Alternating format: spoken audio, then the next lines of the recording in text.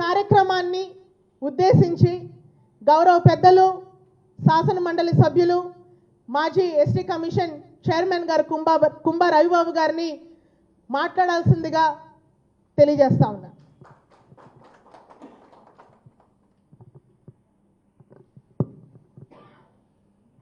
అందరికీ నమస్కారం. రాష్ట్ర ST cell YSR Congress party అధ్యక్షురాలు భాగ్యలక్ష్మి గారు, ఈ కార్యక్రమానికి ఇచ్చేసినటువంటి పెద్దలు శాసనసభ్యులు మత్స్యలింగం గారు, జిల్లా పరిషత్ చైర్మన్ సుభద్ర గారు, మాజీ పార్లమెంట్ సభ్యులు మాధవి గారు, వైఎస్ఆర్ కాంగ్రెస్ పార్టీ రాష్ట్ర ఎస్టీ సెల్ ప్రధానమైనటువంటి నాయకులు అందరికీ ముందుగా హృదయపూర్వక నమస్కారాలు. ఈరోజు రాష్ట్రంలోనే గిరిజన ప్రజానికి, దేశంలోనే గిరిజన ప్రజానికే కాకుండా ప్రపంచంలో 90 దేశాలలో 47 కోట్ల మంది ఆదివాసీ బిడ్డలున్నారు. మన దేశంలో దాదాపు 11 కోట్ల మంది ఆదివాసీ బిడ్డలున్నారు. అందరూ కూడా ప్రపంచ ఆదివాసీ దినోత్సవాన్ని జరుపుకునే సందర్భం మనం కూడా వైఎస్ఆర్ కాంగ్రెస్ పార్టీ నుంచి ఇవాళ చక్కగా మనం జరుపుకుంటున్నాం. ఇది ప్రధానంగా అమెరికాలో పుట్టింది. అమెరికాలో కొలంబస్ ఆ దేశాన్ని కనుగొన్నప్పుడు అమెరికా ప్రధానంగా మొత్తం కూడా గిరిజనుల యొక్క దేశం అది. యూరప్ దేశం నుంచి అక్కడికి వలస వెళ్ళినటువంటి యూరోపియన్లు ఆ దేశ స్వరూపాన్ని మార్చేశారు. కొలంబస్ కనుక్కున్నటువంటి ఆదివాసీ సమాజం, ఆదివాసీ దేశం అమెరికా. మొట్టమొదటిసారిగా అక్కడ కొలంబస్ దినోత్సవాన్ని, అక్కడ ఉన్నటువంటి ఆదివాసీ ప్రజలకు సంబంధించినటువంటి దినోత్సవాన్ని జరుపుకోవడం ప్రారంభమైంది.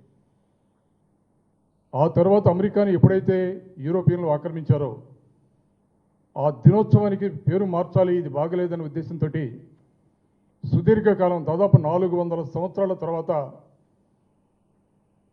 జెనీవాలో జరిగినటువంటి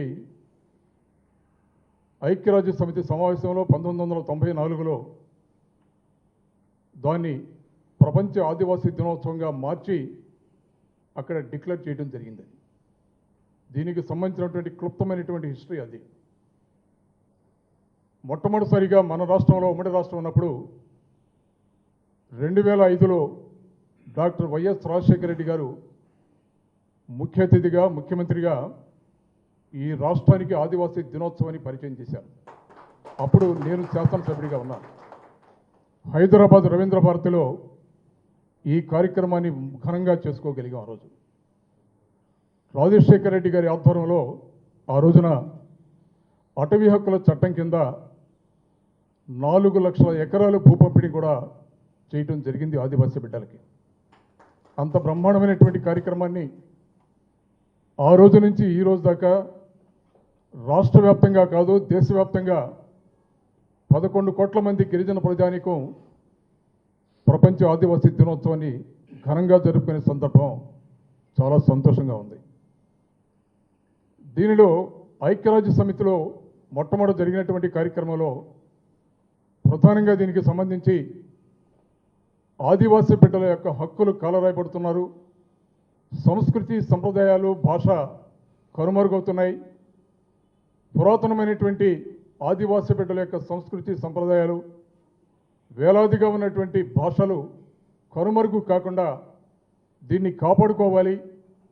అలాగే ప్రతి సంవత్సరం కూడా వీరి సంక్షేమాన్ని, అభివృద్ధిని ఆయా దేశాలలో నుంచి రివ్యూ చేసుకోవాలన్నటువంటి ప్రధానమైనటువంటి ధ్యేయంతో ఈరోజు జరుపుకోవడం జరుగుతుంది.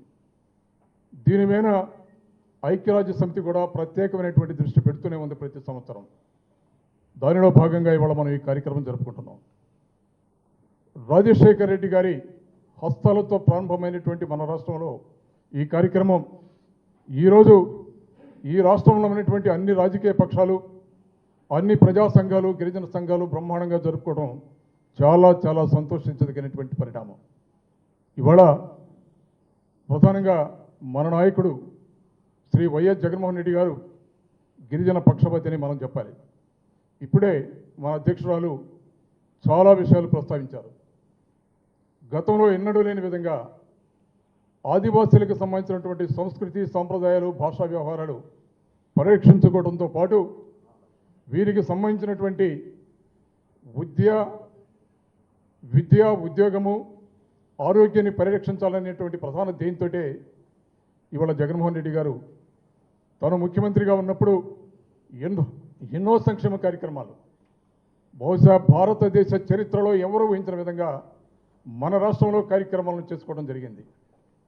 మెడికల్ కాలేజీ కానీ, ఇంజనీరింగ్ కాలేజీ కానీ, ట్రైబల్ యూనివర్సిటీ కానీ, అన్ని గిరిజన ప్రాంతాల్లో సూపర్ స్పెషాలిటీ హాస్పిటల్స్ కానీ, ఎన్నో సంవత్సరాలుగా మన చిరకాల వాంఛ సపరేట్గా గిరిజన కమిషన్, ఇలాంటి కార్యక్రమాలు ఎంతోమంది ఎన్నో సంవత్సరాలుగా ప్రభుత్వాన్ని డిమాండ్ చేస్తున్నా ఎవరూ పట్టించుకోవాలి. ఇవన్నీ చేసినటువంటి ఘనత ఒక్క జగన్మోహన్ రెడ్డి గారికి దక్కుతుందని కూడా మనం చేస్తున్నాం.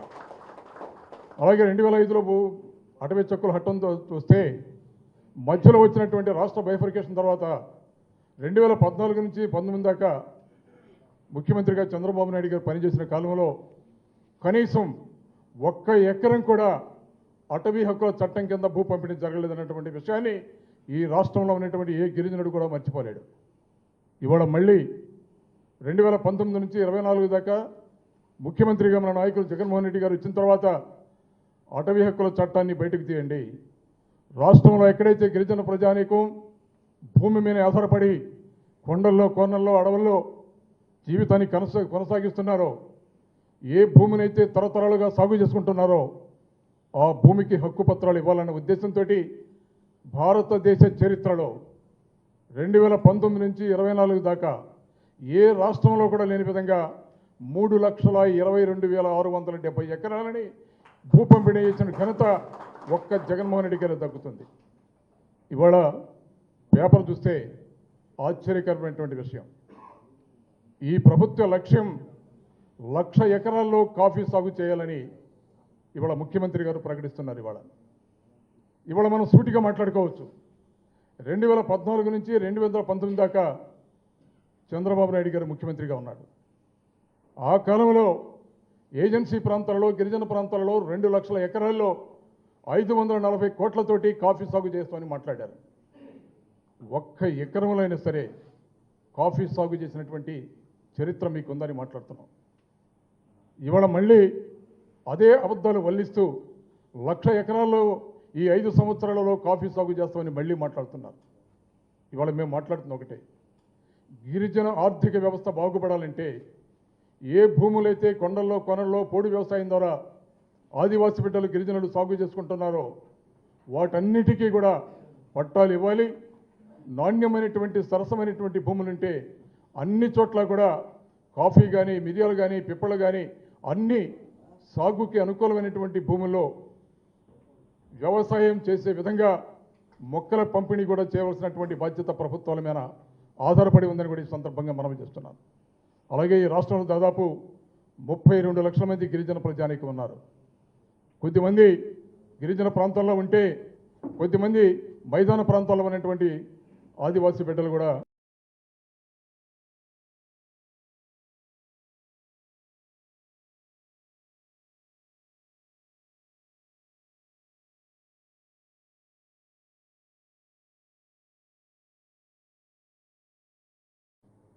రాజశేఖర రెడ్డి గారి ఆధ్వర్యంలో ఆ రోజున అటవీ హక్కుల చట్టం కింద 4 లక్షల ఎకరాలు భూ పంపిణీ కూడా చేయటం జరిగింది ఆదివాసీ బిడ్డలకి.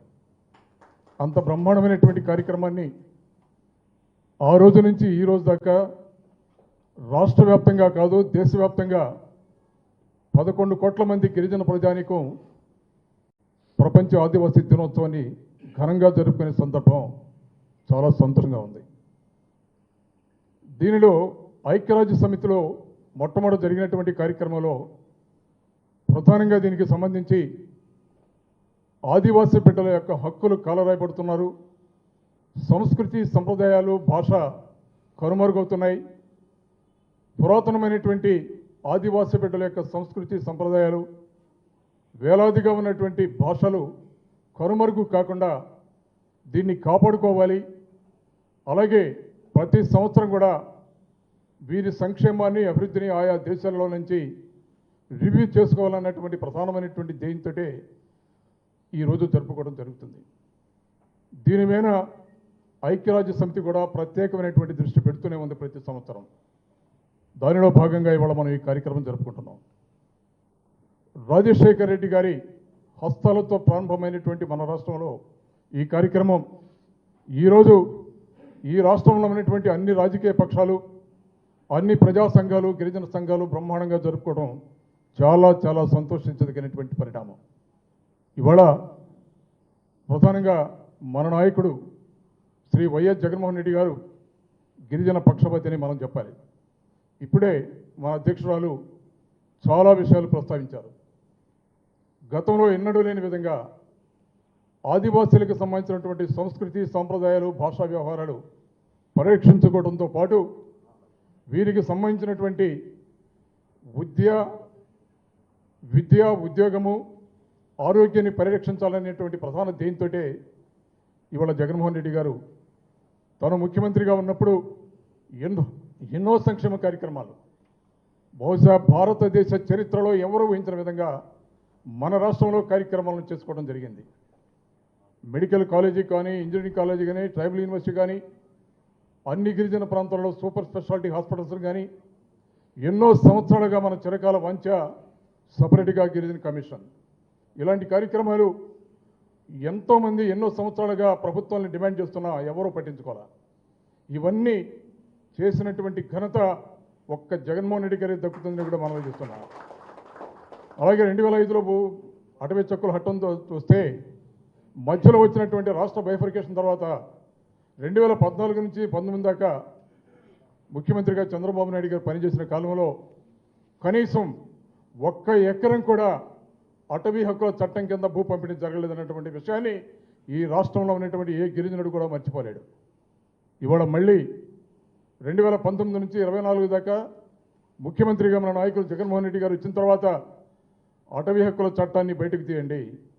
రాష్ట్రంలో ఎక్కడైతే గిరిజన ప్రజానీకం భూమి మీద ఆధారపడి కొండల్లో, కోనల్లో, అడవుల్లో జీవితాన్ని కొనసాగిస్తున్నారో, ఏ భూమినైతే తరతరాలుగా సాగు చేసుకుంటున్నారో ఆ భూమికి హక్కు పత్రాలు ఇవ్వాలన్న ఉద్దేశంతో భారతదేశ చరిత్రలో 2019 నుంచి 24 దాకా ఏ రాష్ట్రంలో కూడా లేని విధంగా 3,22,670 ఎకరాలని భూ పంపిణీ చేసిన ఘనత ఒక్క జగన్మోహన్ రెడ్డి గారికి దక్కుతుంది. ఇవాళ పేపర్ చూస్తే ఆశ్చర్యకరమైనటువంటి విషయం, ఈ ప్రభుత్వ లక్ష్యం 1,00,000 ఎకరాల్లో కాఫీ సాగు చేయాలని ఇవాళ ముఖ్యమంత్రి గారు ప్రకటిస్తున్నారు.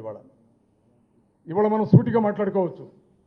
2014 నుంచి 2019 దాకా చంద్రబాబు నాయుడు గారు ముఖ్యమంత్రిగా ఉన్నాడు. ఆ కాలంలో ఏజెన్సీ ప్రాంతాలలో, గిరిజన ప్రాంతాలలో 2 లక్షల ఎకరాల్లో 540 కోట్లతోటి కాఫీ సాగు చేస్తామని మాట్లాడారు. 1 ఎకరంలో అయినా సరే కాఫీ సాగు చేసినటువంటి చరిత్ర మీకుందని మాట్లాడుతున్నాం. ఇవాళ మళ్ళీ అదే అబద్ధాలు వల్లిస్తూ 1,00,000 ఎకరాల్లో ఈ 5 సంవత్సరాలలో కాఫీ సాగు చేస్తామని మళ్ళీ మాట్లాడుతున్నారు. ఇవాళ మేము మాట్లాడుతున్న ఒకటే, గిరిజన ఆర్థిక వ్యవస్థ బాగుపడాలంటే ఏ భూములైతే కొండల్లో, కొనల్లో పోడు వ్యవసాయం ద్వారా ఆదివాసీ బిడ్డలు, గిరిజనులు సాగు చేసుకుంటున్నారో వాటన్నిటికీ కూడా పట్టాలు ఇవ్వాలి. నాణ్యమైనటువంటి, సరసమైనటువంటి భూములుంటే అన్ని చోట్ల కూడా కాఫీ కానీ, మిరియాలు కానీ, పిప్పలు కానీ అన్ని సాగుకి అనుకూలమైనటువంటి భూముల్లో వ్యవసాయం చేసే విధంగా మొక్కల పంపిణీ కూడా చేయవలసినటువంటి బాధ్యత ప్రభుత్వాల మీద ఆధారపడి ఉందని కూడా ఈ సందర్భంగా మనం చేస్తున్నాను. అలాగే ఈ రాష్ట్రంలో దాదాపు 32 లక్షల మంది గిరిజన ప్రజానీకం ఉన్నారు. కొద్దిమంది గిరిజన ప్రాంతాల్లో ఉంటే కొద్దిమంది మైదాన ప్రాంతాల్లో ఉన్నటువంటి ఆదివాసీ బిడ్డలు కూడా దాదాపు 15 లక్షల మంది పైగా గిరిజన ప్రాంతాల్లో ఆదివాసీ బిడ్డలు ఉన్నారు. 2 ప్రాంతాలని కూడా సమన్వయం చేసుకుంటూ ఆదివాసీ ప్రాంతాలని, అలాగే ఆదివాసీ ప్రాంతాలు కానటువంటి గిరిజన ప్రాంతాలను కూడా సమన్వయం చేసుకుంటూ జగన్మోహన్ రెడ్డి గారి పరిపాలన కొనసాగించారు. అన్ని కార్యక్రమాలు కూడా ఐటీడీ ద్వారా కొన్ని కార్యక్రమాలు జరిగితే ట్రైబల్ డెవలప్మెంట్ డిపార్ట్మెంట్ ద్వారా కూడా కొన్ని కార్యక్రమాలు జరిగినాయి ఇవాళ. కానీ ఇవాళ ఈ ప్రభుత్వం రాష్ట్రంలో ఉన్నటువంటి 32 లక్షల మంది గిరిజన ప్రజానీకాన్ని పూర్తిగా నిర్లక్ష్యానికి వదిలేస్తానని కూడా మీకు మనవి చేస్తున్నా. ఆలోచించవలసిందిగా మనవి చేస్తున్నా. ఈరోజు కూడా ట్రైబల్ అడ్వైజరీ కమిటీ కాన్స్టిట్యూట్ కాలా. కారణం ఏమిటి? ఈ ప్రభుత్వానికి చిత్తశుద్ధి ఉంటే ట్రైబల్ అడ్వైజరీ కమిటీ కాన్స్టిట్యూట్ చేసి రాజ్యాంగంలో ఉన్నటువంటి 5వ షెడ్యూల్ ద్వారా ఈ రాష్ట్రంలో ఉన్నటువంటి గిరిజన ప్రజానీకాన్ని, గిరిజన ప్రాంతాన్ని పరిపాలన కొనసాగించవలసినటువంటి బాధ్యత ప్రభుత్వంలో మీద ఉంది. ఆ రోజు జగన్మోహన్ రెడ్డి గారు ముఖ్యమంత్రి అయినటువంటి 2 నెలల్లోనే రాష్ట్రంలో ట్రైబల్ అడ్వైజరీ కమిటీ కాన్స్టిట్యూట్ చేసి దాని రికమెండేషన్ తీసుకొని రాష్ట్ర గవర్నర్కి, కేంద్ర ప్రభుత్వానికి ప్రతిపాదనలు పంపించి అన్ని కార్యక్రమాలు కూడా ఏర్పాటు చేయడం జరిగింది. ప్రధానంగా ఆలోచించవలసింది ఏంటంటే జగన్మోహన్ రెడ్డి గారు ముఖ్యమంత్రి అయినటువంటి వెంటనే గిరిజనులకు కూడా సమన్వయమైనటువంటి స్థానం కల్పించాలని ఉప ముఖ్యమంత్రి పదవిని ఒక గిరిజన అభ్యర్థికి ఇచ్చినటువంటి ఘనత భారతదేశ చరిత్రలోనే జగన్మోహన్ రెడ్డి గారికి దక్కుతుందని మనవి చేస్తున్నా. ఇవాళ గిరిజన ప్రాంతాల్లో ప్రధానమైనటువంటి సమస్యలు 2-3 సమస్యలు ప్రధానంగా ఉన్నాయి. జీవో నంబర్ 3 ఆదివాసీ ప్రాంతాల్లో ఉన్నటువంటి ఉద్యోగాలన్నీ కూడా సంపూర్ణంగా గిరిజనులకి అందించాలనేది జీవో నంబర్ 3 యొక్క ప్రధాన ఉద్దేశం. దురదృష్టం ఆ జీవోని కొంతమంది గిరిజనేతరులు సుప్రీంకోర్టులో ఛాలెంజ్ చేస్తే సుప్రీంకోర్టు దాన్ని కొట్టివేసింది. కొట్టివేసిన సందర్భంలో ఆ రోజు ముఖ్యమంత్రిగా ఉన్నటువంటి జగన్మోహన్ రెడ్డి గారు సుప్రీంకోర్టుని రివ్యూకు కూడా అప్లికేషన్ పెట్టారు. అయినా కూడా రివ్యూకు కూడా సుప్రీంకోర్టు అనుమతించాల. ఆ సందర్భంలో ఏం చేయాలని అడ్వకేట్ జనరల్ని కూర్చోబెట్టి ఆ రోజు ఉన్నటువంటి శాసనసభ్యుల్ని, పార్లమెంట్ సభ్యుల్ని, ప్రధానమైనటువంటి నాయకులందరినీ పిలిచి మాట్లాడి రాజ్యాంగ సవరణ ద్వారా మాత్రమే ఇది సాధ్యమవుతుంది.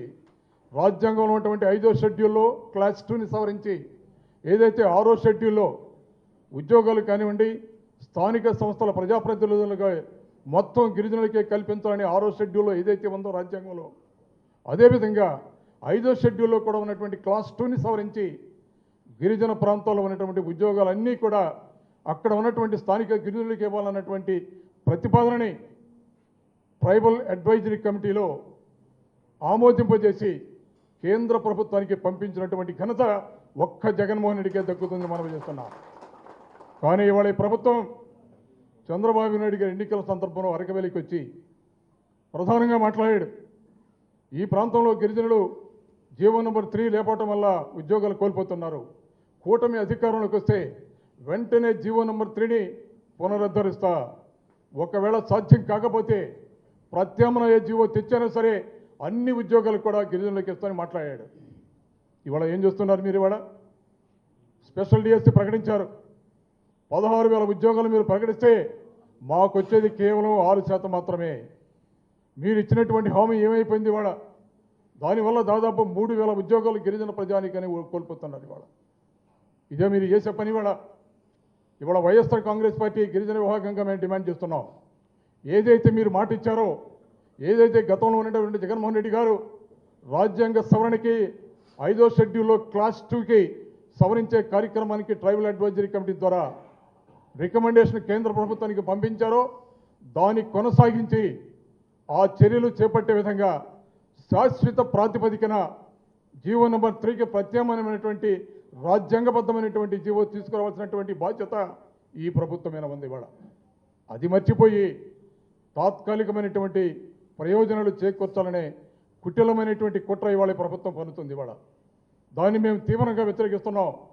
గడిచినటువంటి ప్రభుత్వంలో జగన్మోహన్ రెడ్డి గారు ఏదైతే శాశ్వత ప్రాతిపదికన రాజ్యాంగంలో ఉన్నటువంటి 5వ షెడ్యూల్ని సవరించాలని సరే గిరిజన ప్రాంతంలో ఉన్నటువంటి ఉద్యోగాలు అందరికీ ఇవ్వాలి, గిరిజనులకి ఇవ్వాలన్నటువంటి సవరణ చేసే కార్యక్రమాన్ని ఏదైతే చేశారో దాన్ని కొనసాగింపు చేయవలసిందిగా ఇవాళ మేము డిమాండ్ చేస్తున్నాం. అంతేకాదు, ఇవాళ అధ్యక్షులు చెప్పారు, మా పాడేరు ప్రాంతంలో ఒక మంచి హాస్పిటల్, మంచి మెడికల్ కాలేజీ నిర్మాణం జరిగిందని. దానిలో మనకి ఇవ్వాల్సినటువంటి సీట్లు దాదాపు 80 వరకు సీట్లు ఇవ్వాల్సినటువంటి పరిస్థితి ఉంది ఫస్ట్ ఇయర్. కానీ ఇవ్వటం ఇష్టం లేక చంద్రబాబు నాయుడు గారికి కేవలం 50 సీట్లకే కుదించే దాన్ని గిరిజన అభ్యర్థులకి అవకాశాలు కూడా కోల్పోయే విధంగా చేశారు ఇవాళ. అలాగే ట్రైబల్ యూనివర్సిటీ పెట్టినా కూడా ఎంతో కష్టపడి ఆ ట్రైబల్ యూనివర్సిటీ మనం సాధించుకున్నాం. జగన్మోహన్ రెడ్డి గారి నాయకత్వంలో. కానీ ట్రైబల్ యూనివర్సిటీలో ఒక్క ట్రైబల్ కోర్సు కూడా లేకుండా చేసింది కూటమి ప్రభుత్వం. గిరిజనులకి కనీసం 6% రిజర్వేషన్ కూడా ఇంప్లిమెంట్ చేయలేనటువంటి పరిస్థితిని ఇవాళ ఈ కూటమి ప్రభుత్వం తీసుకొచ్చింది. ఇలాంటి ప్రధానమైనటువంటి విషయాలు చాలా ఉన్నాయి. మేము ఒకటే కోరుతున్నాం, రాష్ట్రంలో ఉన్నటువంటి 3 లక్షల మంది గిరిజన ప్రజానీకం, ఒకవైపు ఏజెన్సీ ప్రాంతంలో ప్రధానమైనటువంటి గిరిజన సమూహాలు ఉన్నాయి, నాన్ ట్రైబల్ ఏరియాలో దాదాపు 15 లక్షల మంది, చిత్తూరు నుంచి కృష్ణా జిల్లా వరకు కూడా 15 లక్షల మంది గిరిజన ప్రజానీకం ఉన్నారు. వీరి సంక్షేమాన్ని అయితే కూటమి ప్రభుత్వం పూర్తిగా నిర్లక్ష్యం చేసింది ఇవాళ. కాబట్టి మేము డిమాండ్ చేస్తున్నాం, ఇవాళ ఎన్నికల వరకే గిరిజనులకు హామీ ఇచ్చే కార్యక్రమాన్ని ఇవాళ ప్రభుత్వం చేస్తుంది. ఎన్నికలు అయిపోయిన తర్వాత మీ హామీలన్నీ కూడా నీటి మూటలు అయిపోతున్నాయి. ఆలోచించవలసిందిగా మనవి చేస్తున్నాం. ఇవాళ ముఖ్యమంత్రి గారు పాడేరు ప్రాంతానికి వెళ్తున్నారు. ఇవాళ పాడేరు ప్రాంతానికి వెళ్తున్నారని అక్కడ ఉన్నటువంటి గిరిజన సంఘాలు అందరూ కూడా ఇవాళ ఆయన ఇచ్చినటువంటి మాట నెరవేర్చమని ఇవాళ భారీగా నిరసన కార్యక్రమాలు చేపట్టడానికి సిద్ధమయ్యారు. ఇవాళ ఎందుకు వస్తుంది ఈ పరిణామాలు? ఇవాళ ఎన్నికల సందర్భంలో మీరు ఇచ్చినటువంటి మాటను మీరు ఎందుకు నిలబెట్టుకోలేకపోతున్నారు? ఆలోచించవలసిందిగా మనవి చేస్తున్నాం. మీకు నిజాయితీ ఉంటే, మీకు చిత్తశుద్ధి ఉంటే రాష్ట్రంలో ఉన్నటువంటి 32 లక్షల మంది ఆదివాసీ బిడ్డల సంక్షేమాన్ని, అభివృద్ధి, అన్ని కార్యక్రమాలు చట్టపరంగా అభివృద్ధి చేయమని కూడా ఇవాళ మేము డిమాండ్ చేస్తున్నాం. ఇవాళ ఆదివాసీ దినోత్సవాన్ని ముక్తసరిగా చేసుకోవడం కాదు, ప్రధానమైనటువంటి ఏ లక్ష్యాలతో అయితే ఆదివాసీ దినోత్సవం ఆవిర్భవింపబడి జయంతో గిరిజన సంస్కృతి, వ్యవహారాలను, భాషలను పరీక్షించుకోవటం, అలాగే సంక్షేమ కార్యక్రమాలు, అభివృద్ధి కార్యక్రమాలు అన్నీ కూడా బ్రహ్మాండంగా అమలు చేసి అక్షరాస్యతలో బ్రహ్మాండంగా అభివృద్ధి కార్యక్రమాలు నడిపించే కార్యక్రమాలు ప్రభుత్వాలు భాగస్వాములు కావాలని మనవి చేసుకుంటూ, ఇవాళ జగన్మోహన్ రెడ్డి గారి నాయకత్వంలో రాష్ట్ర వ్యాప్తంగా అన్ని జిల్లాలలో ఆదివాసీ దినోత్సవాలని గిరిజన ప్రజానీకం జరుపుకుంటున్నారు. 32 లక్షల మంది ఆదివాసీ బిడ్డలకి ప్రపంచ ఆదివాసీ దినోత్సవ శుభాకాంక్షలు తెలియజేసుకుంటూ, ఇక్కడికి విచ్చేసినటువంటి మీ అందరికీ కూడా పేరు పేరున ధన్యవాదాలు తెలియజేసుకుంటున్నాను. Thank you very much. Thank you so much sir. Media మిత్రులకి రాష్ట్రంలో ఉన్నటువంటి ఈ కూటమి ప్రభుత్వానికి ఒక విషయాన్ని తెలియజేయాలని మళ్ళీ వచ్చాను నేను. ఇవాళ ముఖ్యమంత్రి చంద్రబాబు నాయుడు గారు ప్రపంచ ఆదివాసీ దినోత్సవాన్ని జరుపుకోవడానికి ఆదివాసీ ప్రాంతమైనటువంటి పాడేరుకు వెళ్ళారు. ఇవాళ ఈ సందర్భంలో ముఖ్యమంత్రి గారిని ఒకటే ప్రశ్నిస్తున్నాం, ఏజెన్సీ ప్రాంతాల్లో గిరిజనేతరులు ఎలాంటి కార్యక్రమాలు చేయడానికి వీల్లేదని చట్టం ఉందనే సంగతి మీకు తెలుసా లేదా? 170 చట్టం మన రాష్ట్రంలో కాదు, దేశవ్యాప్తంగా ఈ చట్టం ఉంది.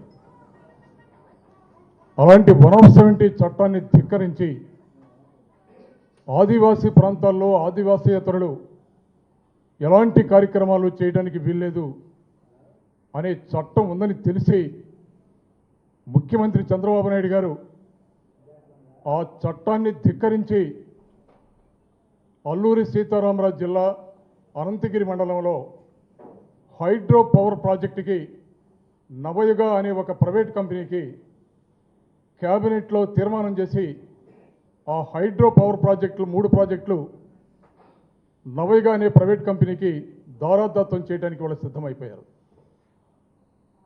గిరిజన చట్టాల్ని ఉల్లంఘిస్తూ, గిరిజన చట్టాల్ని కాలరాస్తూ, రాజ్యాంగపరమైనటువంటి హక్కుల్ని కాలరాస్తూ ముఖ్యమంత్రి ఇవాళ ఆదివాసీ ప్రాంతాల్లోకి వెళ్ళి ఆదివాసీ ప్రపంచ దినోత్సవం జరుపుకోవడం అనేది ఏమాత్రం బాధ్యత రహితంగా ప్రవర్తిస్తున్నటువంటి ముఖ్యమంత్రి చంద్రబాబు నాయుడు గారు ఆలోచించండి. ఇవాళ రాష్ట్రంలో ఉన్నటువంటి ఆదివాసీ బిడ్డలు మొత్తం కూడా మీ చర్యల్ని తీవ్రంగా వ్యతిరేకిస్తున్నారు. చట్టాన్ని ముఖ్యమంత్రి ఉల్లంఘిస్తున్నాడు. రాజ్యాంగంలో ఉన్నటువంటి గిరిజనుల యొక్క హక్కుల్ని అపహత్యం చేస్తున్నారు. ఆదివాసీ దినోత్సవం జరుపుకునే హక్కు మీకుందని ఇవాళ ఈ వేదిక ద్వారా ప్రశ్నిస్తున్నాం. ఇవాళ థ్యాంక్ యూ.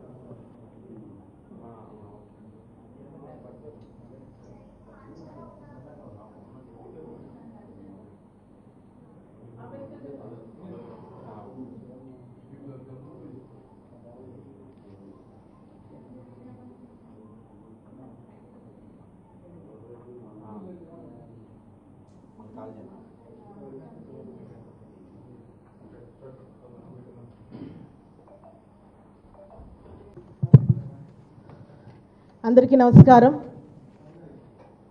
ఈరోజు ప్రపంచ ఆదివాసీ దినోత్సవం సందర్భంగా ఇక్కడ విచ్చేసినటువంటి నా గిరిజన సోదర సోదరీమణులందరికీ కూడా ప్రపంచ ఆదివాసీ దినోత్సవం సందర్భంగా మీ అందరికీ శుభాకాంక్షలు తెలియజేస్తా ఉన్నాను. ఈరోజు విజయవాడ కేంద్రంగా తాడేపల్లి వైఎస్ఆర్ కాంగ్రెస్ పార్టీ ఆఫీస్లో ఈరోజు ఆదివాసీ దినోత్సవ వేడుకలు మన పార్టీ తరపున ఈరోజు ఇక్కడ జరుపుకుంటున్నందుకు చాలా చాలా సంతోషంగా ఉంది.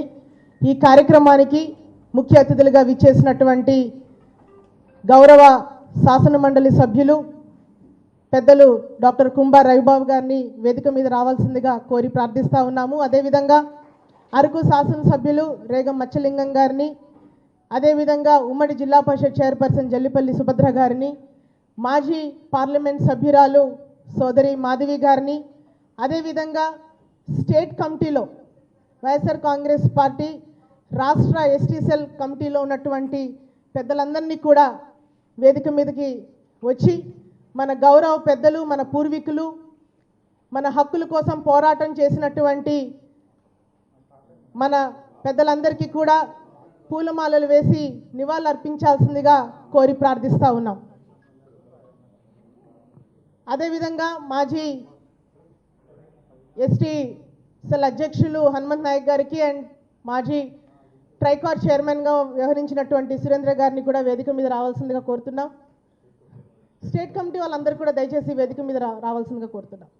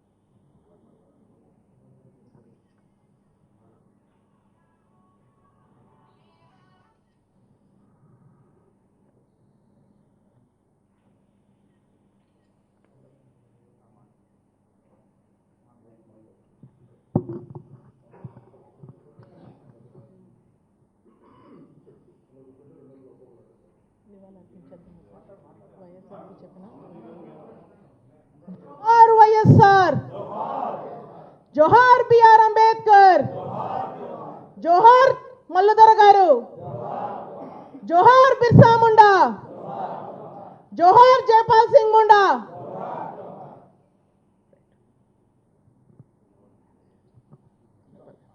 సో అందరు దయచేసి మేము ఈ స్థానాల్లో కూర్చోవలసిందిగా కోరి ప్రార్థిస్తూ ఉన్నాము.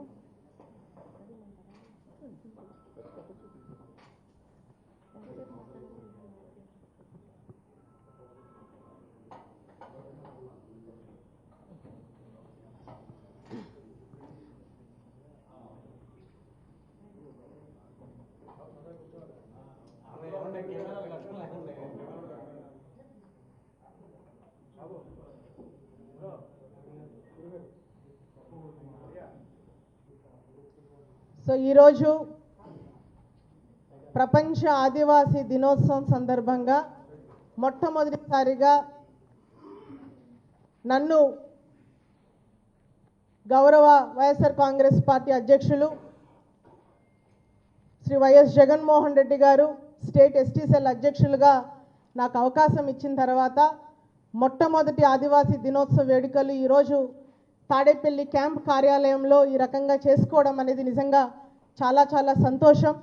సో ఈ కార్యక్రమానికి స్టేట్ విభాగం నుంచి విచ్చేసినటువంటి పెద్దలందరికీ అండ్ అదేవిధంగా ముఖ్య అతిథులుగా విచ్చేసినటువంటి ఎమ్మెల్సీ గారు డాక్టర్ కుంభ రవిబాబు గారికి, అరకు శాసనసభ్యులు రేగం మచ్చలింగం గారికి, జిల్లా పరిషత్ చైర్పర్సన్ జల్లిపల్లి సుభద్ర గారికి, మాజీ పార్లమెంట్ సభ్యురాలు మాధవి గారికి, మాజీ ఎస్టీ సెల్ అధ్యక్షులు హనుమంత్ నాయక్ గారికి, మాజీ ట్రైకార్ చైర్పర్సన్ సురేంద్ర గారికి, అందరికీ మీడియా మిత్రులందరికీ కూడా పేరు పేరున హృదయపూర్వకంగా నమస్కారాలు తెలియజేస్తా ఉన్నాను. సో గిరిజనుల యొక్క హక్కుల పరిరక్షణలో భాగంగా 1994లో ఐక్యరాజ్య సమితి ఏదైతే ఆగస్టు 9వ తారీఖున ప్రపంచవ్యాప్తంగా కూడా ఆదివాసీ దినోత్సవంగా ప్రకటించడం మనందరికీ కూడా తెలిసిందే. అడవినే నమ్ముకుంటూ అడవిలో జీవనం సాగిస్తున్నటువంటి ఆదివాసుల యొక్క హక్కుల పరిరక్షణలో ఉన్నటువంటి ప్రభుత్వాలు కాలరాస్తున్నటువంటి తరుణంలో ప్రతి ఏడాది జరుగుతున్నటువంటి ఆదివాసీ దినోత్సవంలో మన యొక్క హక్కులు, అదేవిధంగా మన గిరిజనుల యొక్క జీవన ప్రమాణాలను ఏ రకంగా మార్చాలి, రాజకీయంగా కానివ్వండి, సామాజికంగా, ఆర్థికంగా వాళ్ళని పైకి తీసుకొని రావాలి అనే ఆలోచనతోని మనకున్నటువంటి ఎన్నో సమస్యల్ని ఒక చర్చా వేదికగా ప్రతి ఒక్క ఆదివాసీ దినోత్సవం రోజు ఆ వేదికని మనమంతా కూడా ఉపయోగించుకుంటున్నాం. అది మనందరికీ కూడా తెలుసు. గతంలో ఈరోజు మనం నివాళులర్పించినటువంటి పెద్దలు ఈరోజు ఈ రకమైనటువంటి ఎస్సీ ఎస్టీస్కి మనకి ఉన్నటువంటి రిజర్వేషన్, రాజ్యాంగం కల్పించినటువంటి రిజర్వేషన్లో దానిలో భాగంగా ఈరోజు అంబేద్కర్ గారు, డాక్టర్ బిఆర్ అంబేద్కర్ గారు చొరవతోని ఈరోజు మనం ఈ రకంగా ఒక స్వేచ్ఛా జీవితాన్ని మనం గడుపుతూ ఉన్నాం. మన తరపున ఆనాడు ఏదైతే జైపాల్ సింగ్ ముండా ఆయన జార్ఖండ్కి సంబంధించినటువంటి వ్యక్తిగా మన గిరిజనుల కోసం ఆ రోజు తన వాణిని వినిపించినటువంటి విషయాలు కానివ్వండి, అండ్ అదేవిధంగా మా ఉమ్మడి విశాఖపట్నం జిల్లాకు సంబంధించి గాం మల్లుదొర గారు, అల్లూరి సీతారామరాజు గారి అనుచరులుగా ఉన్నటువంటి మల్లుదొర గారు, గంటం దొర గారు, పండుపడాలు గారు, వీళ్ళంతా కూడా స్వాతంత్రోద్యమంలో ఆయన వెనకాల నడుస్తూ ఆ రోజు గిరిజనులు ఎన్ని ఇబ్బందులు పడతా ఉన్నారు, అడవి నుంచి తరిమే పరిస్థితి, వాళ్ళ జీవనమే ప్రశ్నార్థంగా ఉన్నటువంటి పరిస్థితుల్లో వాళ్ళకి అండగా తోడుగా నిలబడి స్వాతంత్ర పోరాటంలో వాళ్ళు పోషించినటువంటి పాత్ర నిజంగా చాలా చాలా గొప్పది. ఆనాడు ఆ పెద్దలు ఆ రకంగా పోరాటం చేశారు కాబట్టి ఈరోజు మనం అందరం కూడా ఈ సమాజంలో ఈ గౌరవాన్ని పొందుతూ అందరితో సమానంగా ఈరోజు మనం జీవిస్తూ ఉన్నాం.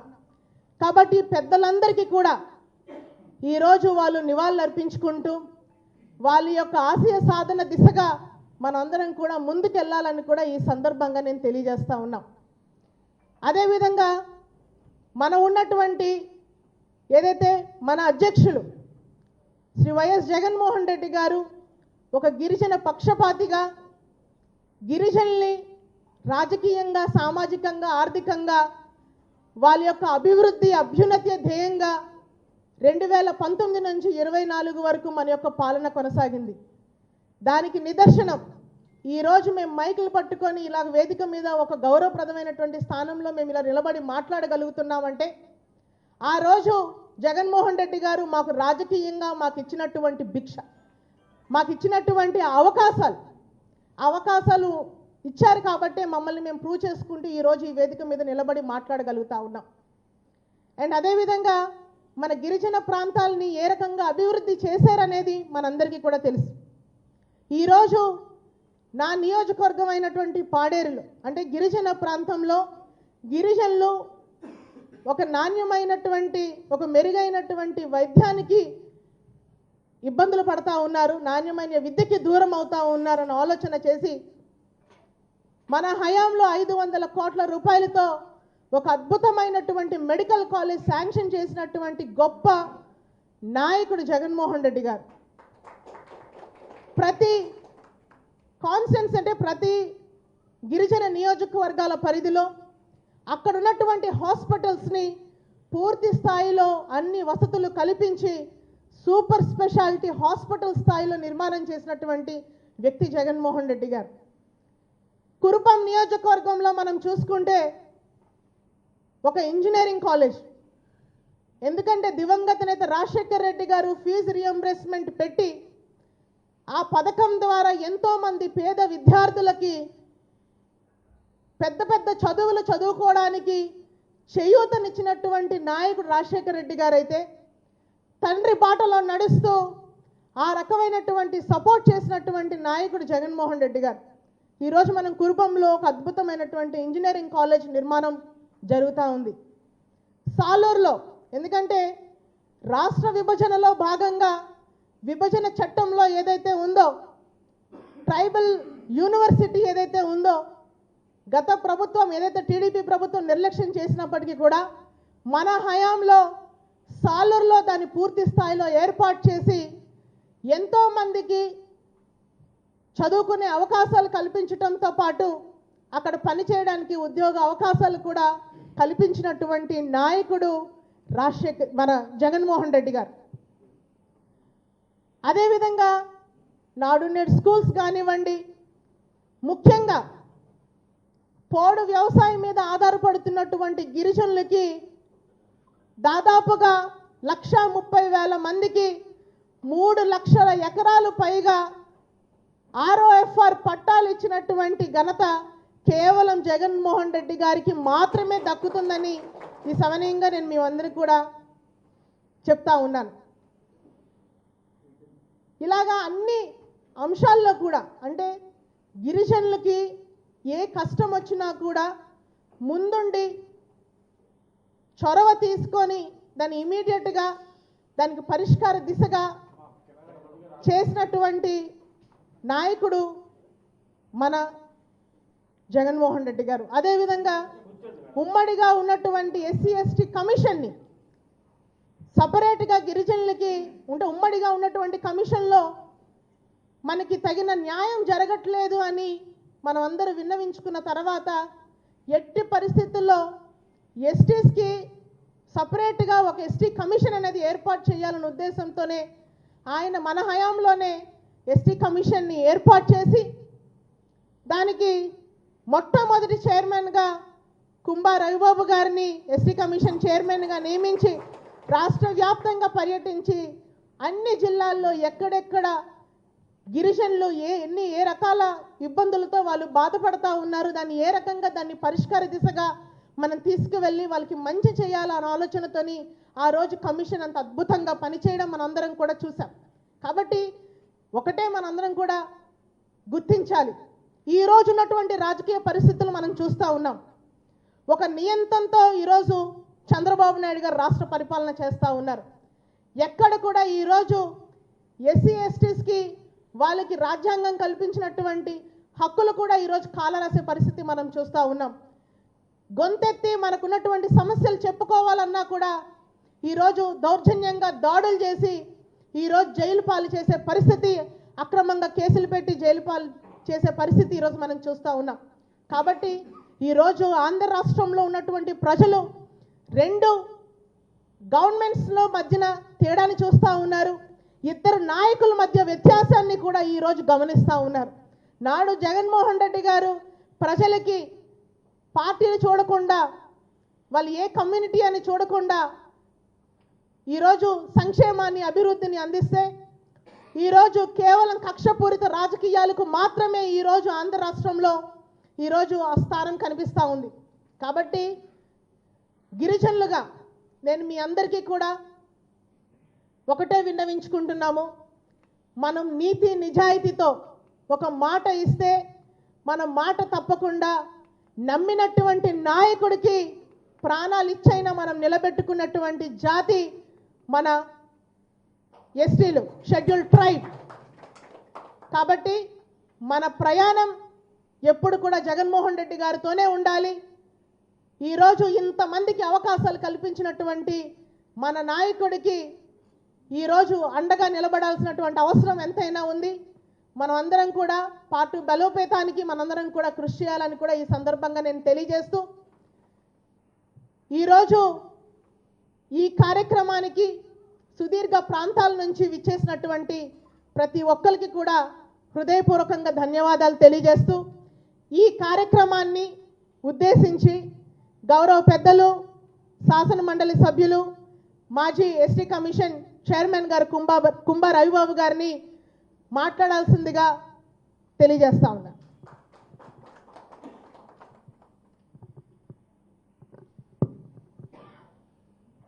అందరికీ నమస్కారం. రాష్ట్ర ST cell YSR Congress party అధ్యక్షురాలు భాగ్యలక్ష్మి గారు, ఈ కార్యక్రమానికి ఇచ్చేసినటువంటి పెద్దలు, శాసనసభ్యులు మత్స్యలింగం గారు, జిల్లా పరిషత్ చైర్మన్ సుభద్ర గారు, మాజీ పార్లమెంట్ సభ్యులు మాధవి గారు, వైఎస్ఆర్ కాంగ్రెస్ పార్టీ రాష్ట్ర ఎస్టీ సెల్ ప్రధానమైనటువంటి నాయకులు అందరికీ ముందుగా హృదయపూర్వక నమస్కారాలు. ఈరోజు రాష్ట్రంలోనే గిరిజన ప్రజానికి, దేశంలోనే గిరిజన ప్రజానికే కాకుండా ప్రపంచంలో 90 దేశాలలో 47 కోట్ల మంది ఆదివాసీ బిడ్డలున్నారు. మన దేశంలో దాదాపు 11 కోట్ల మంది ఆదివాసీ బిడ్డలున్నారు. అందరూ కూడా ప్రపంచ ఆదివాసీ దినోత్సవాన్ని జరుపుకునే సందర్భం మనం కూడా వైఎస్ఆర్ కాంగ్రెస్ పార్టీ నుంచి ఇవాళ చక్కగా మనం జరుపుకుంటున్నాం. ఇది ప్రధానంగా అమెరికాలో పుట్టింది. అమెరికాలో కొలంబస్ ఆ దేశాన్ని కనుగొన్నప్పుడు అమెరికా ప్రధానంగా మొత్తం కూడా గిరిజనుల యొక్క దేశం అది. యూరప్ దేశం నుంచి అక్కడికి వలస వెళ్ళినటువంటి యూరోపియన్లు ఆ దేశ స్వరూపాన్ని మార్చేశారు. కొలంబస్ కనుక్కున్నటువంటి ఆదివాసీ సమాజం, ఆదివాసీ దేశం అమెరికా. మొట్టమొదటిసారిగా అక్కడ కొలంబస్ దినోత్సవాన్ని, అక్కడ ఉన్నటువంటి ఆదివాసీ ప్రజలకు సంబంధించినటువంటి దినోత్సవాన్ని జరుపుకోవడం ప్రారంభమైంది. ఆ తర్వాత అమెరికాని ఎప్పుడైతే యూరోపియన్లు ఆక్రమించారో ఆ దినోత్సవానికి పేరు మార్చాలి, ఇది బాగలేదనే ఉద్దేశంతో సుదీర్ఘకాలం దాదాపు 400 సంవత్సరాల తర్వాత జెనీవాలో జరిగినటువంటి ఐక్యరాజ్య సమితి సమావేశంలో 1994లో దాన్ని ప్రపంచ ఆదివాసీ దినోత్సవంగా మార్చి అక్కడ డిక్లేర్ చేయడం జరిగింది. దీనికి సంబంధించినటువంటి క్లుప్తమైనటువంటి హిస్టరీ అది. మొట్టమొదటిసారిగా మన రాష్ట్రంలో, ఉమ్మడి రాష్ట్రం ఉన్నప్పుడు 2005లో డాక్టర్ వైఎస్ రాజశేఖర రెడ్డి గారు ముఖ్య అతిథిగా, ముఖ్యమంత్రిగా ఈ రాష్ట్రానికి ఆదివాసీ దినోత్సవాన్ని పరిచయం చేశారు. అప్పుడు నేను శాసనసభ్యుడిగా ఉన్నాను. హైదరాబాద్ రవీంద్ర భారతిలో ఈ కార్యక్రమాన్ని ఘనంగా చేసుకోగలిగాం. ఆ రోజు రాజశేఖర రెడ్డి గారి ఆధ్వర్యంలో ఆ రోజున అటవీ హక్కుల చట్టం కింద 4 లక్షల ఎకరాలు భూ పంపిణీ కూడా చేయటం జరిగింది ఆదివాసీ బిడ్డలకి. అంత బ్రహ్మాండమైనటువంటి కార్యక్రమాన్ని ఆ రోజు నుంచి ఈ రోజు దాకా రాష్ట్ర వ్యాప్తంగా కాదు, దేశవ్యాప్తంగా 11 కోట్ల మంది గిరిజన ప్రజానీకం ప్రపంచ ఆదివాసీ దినోత్సవాన్ని ఘనంగా జరుపుకునే సందర్భం చాలా సంతోషంగా ఉంది. దీనిలో ఐక్యరాజ్య సమితిలో మొట్టమొదటి జరిగినటువంటి కార్యక్రమంలో ప్రధానంగా దీనికి సంబంధించి ఆదివాసీ బిడ్డల యొక్క హక్కులు కాలరాయబడుతున్నారు, సంస్కృతి, సంప్రదాయాలు, భాష కనుమరుగవుతున్నాయి, పురాతనమైనటువంటి ఆదివాసీ బిడ్డల యొక్క సంస్కృతి, సంప్రదాయాలు, వేలాదిగా ఉన్నటువంటి భాషలు కనుమరుగు కాకుండా దీన్ని కాపాడుకోవాలి. అలాగే ప్రతి సంవత్సరం కూడా వీరి సంక్షేమాన్ని, అభివృద్ధిని ఆయా దేశాలలో నుంచి రివ్యూ చేసుకోవాలన్నటువంటి ప్రధానమైనటువంటి ధ్యేయంతో ఈరోజు జరుపుకోవడం జరుగుతుంది. దీని మీద ఐక్యరాజ్య సమితి కూడా ప్రత్యేకమైనటువంటి దృష్టి పెడుతూనే ఉంది ప్రతి సంవత్సరం. దానిలో భాగంగా ఇవాళ మనం ఈ కార్యక్రమం జరుపుకుంటున్నాం. రాజశేఖర రెడ్డి గారి హస్తాలతో ప్రారంభమైనటువంటి మన రాష్ట్రంలో ఈ కార్యక్రమం ఈరోజు ఈ రాష్ట్రంలో ఉన్నటువంటి అన్ని రాజకీయ పక్షాలు, అన్ని ప్రజా సంఘాలు, గిరిజన సంఘాలు బ్రహ్మాండంగా జరుపుకోవడం చాలా చాలా సంతోషించదగినటువంటి పరిణామం. ఇవాళ ప్రధానంగా మన నాయకుడు శ్రీ వైఎస్ జగన్మోహన్ రెడ్డి గారు గిరిజన పక్షపాతి అని మనం చెప్పాలి. ఇప్పుడే మన అధ్యక్షురాలు చాలా విషయాలు ప్రస్తావించారు. గతంలో ఎన్నడూ లేని విధంగా ఆదివాసీలకు సంబంధించినటువంటి సంస్కృతి, సాంప్రదాయాలు, భాషా వ్యవహారాలు పరీక్షించుకోవడంతో పాటు వీరికి సంబంధించినటువంటి విద్య, ఉద్యోగము, ఆరోగ్యాన్ని పరిరక్షించాలనేటువంటి ప్రధాన ధ్యేయంతో ఇవాళ జగన్మోహన్ రెడ్డి గారు తాను ముఖ్యమంత్రిగా ఉన్నప్పుడు ఎన్నో సంక్షేమ కార్యక్రమాలు బహుశా భారతదేశ చరిత్రలో ఎవరూ ఊహించిన విధంగా మన రాష్ట్రంలో కార్యక్రమాలను చేసుకోవడం జరిగింది.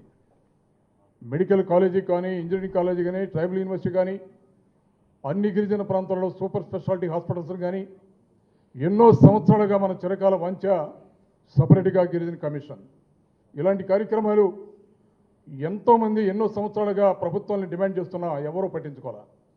ఇవన్నీ చేసినటువంటి ఘనత ఒక్క జగన్మోహన్ రెడ్డి గారికి దక్కుతుందని కూడా మనం చూస్తున్నాం.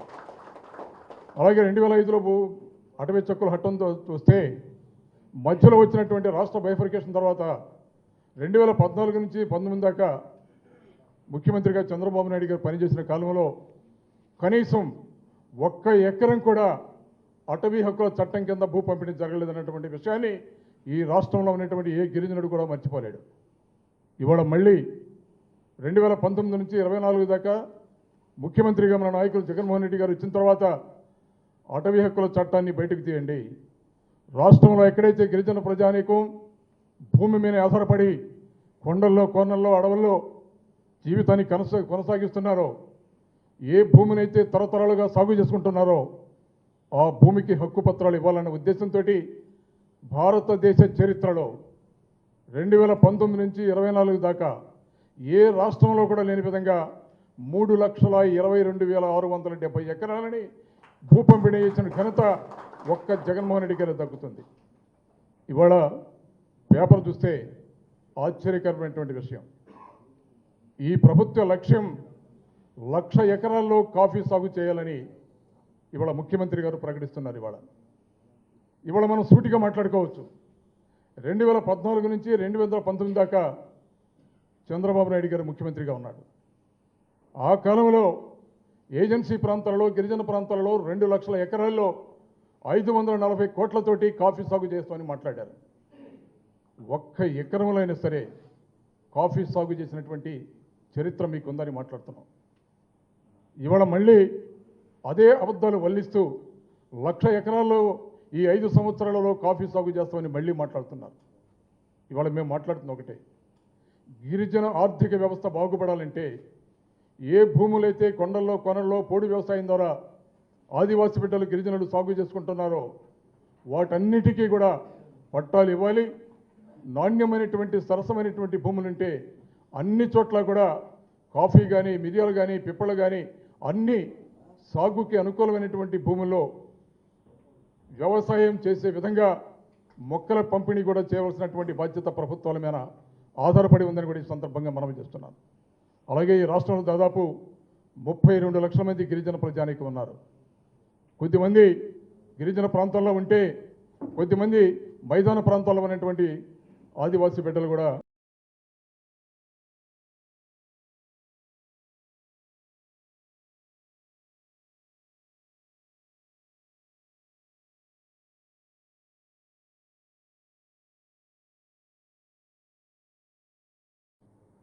రాజశేఖర రెడ్డి గారి ఆధ్వర్యంలో ఆ రోజున అటవీ హక్కుల చట్టం కింద 4 లక్షల ఎకరాలు భూ పంపిణీ కూడా చేయటం జరిగింది ఆదివాసీ బిడ్డలకి. అంత బ్రహ్మాండమైనటువంటి కార్యక్రమాన్ని ఆ రోజు నుంచి ఈ రోజు దాకా రాష్ట్ర వ్యాప్తంగా కాదు, దేశవ్యాప్తంగా 11 కోట్ల మంది గిరిజన ప్రజానీకం ప్రపంచ ఆదివాసీ దినోత్సవాన్ని ఘనంగా జరుపుకునే సందర్భం చాలా సంతోషంగా ఉంది.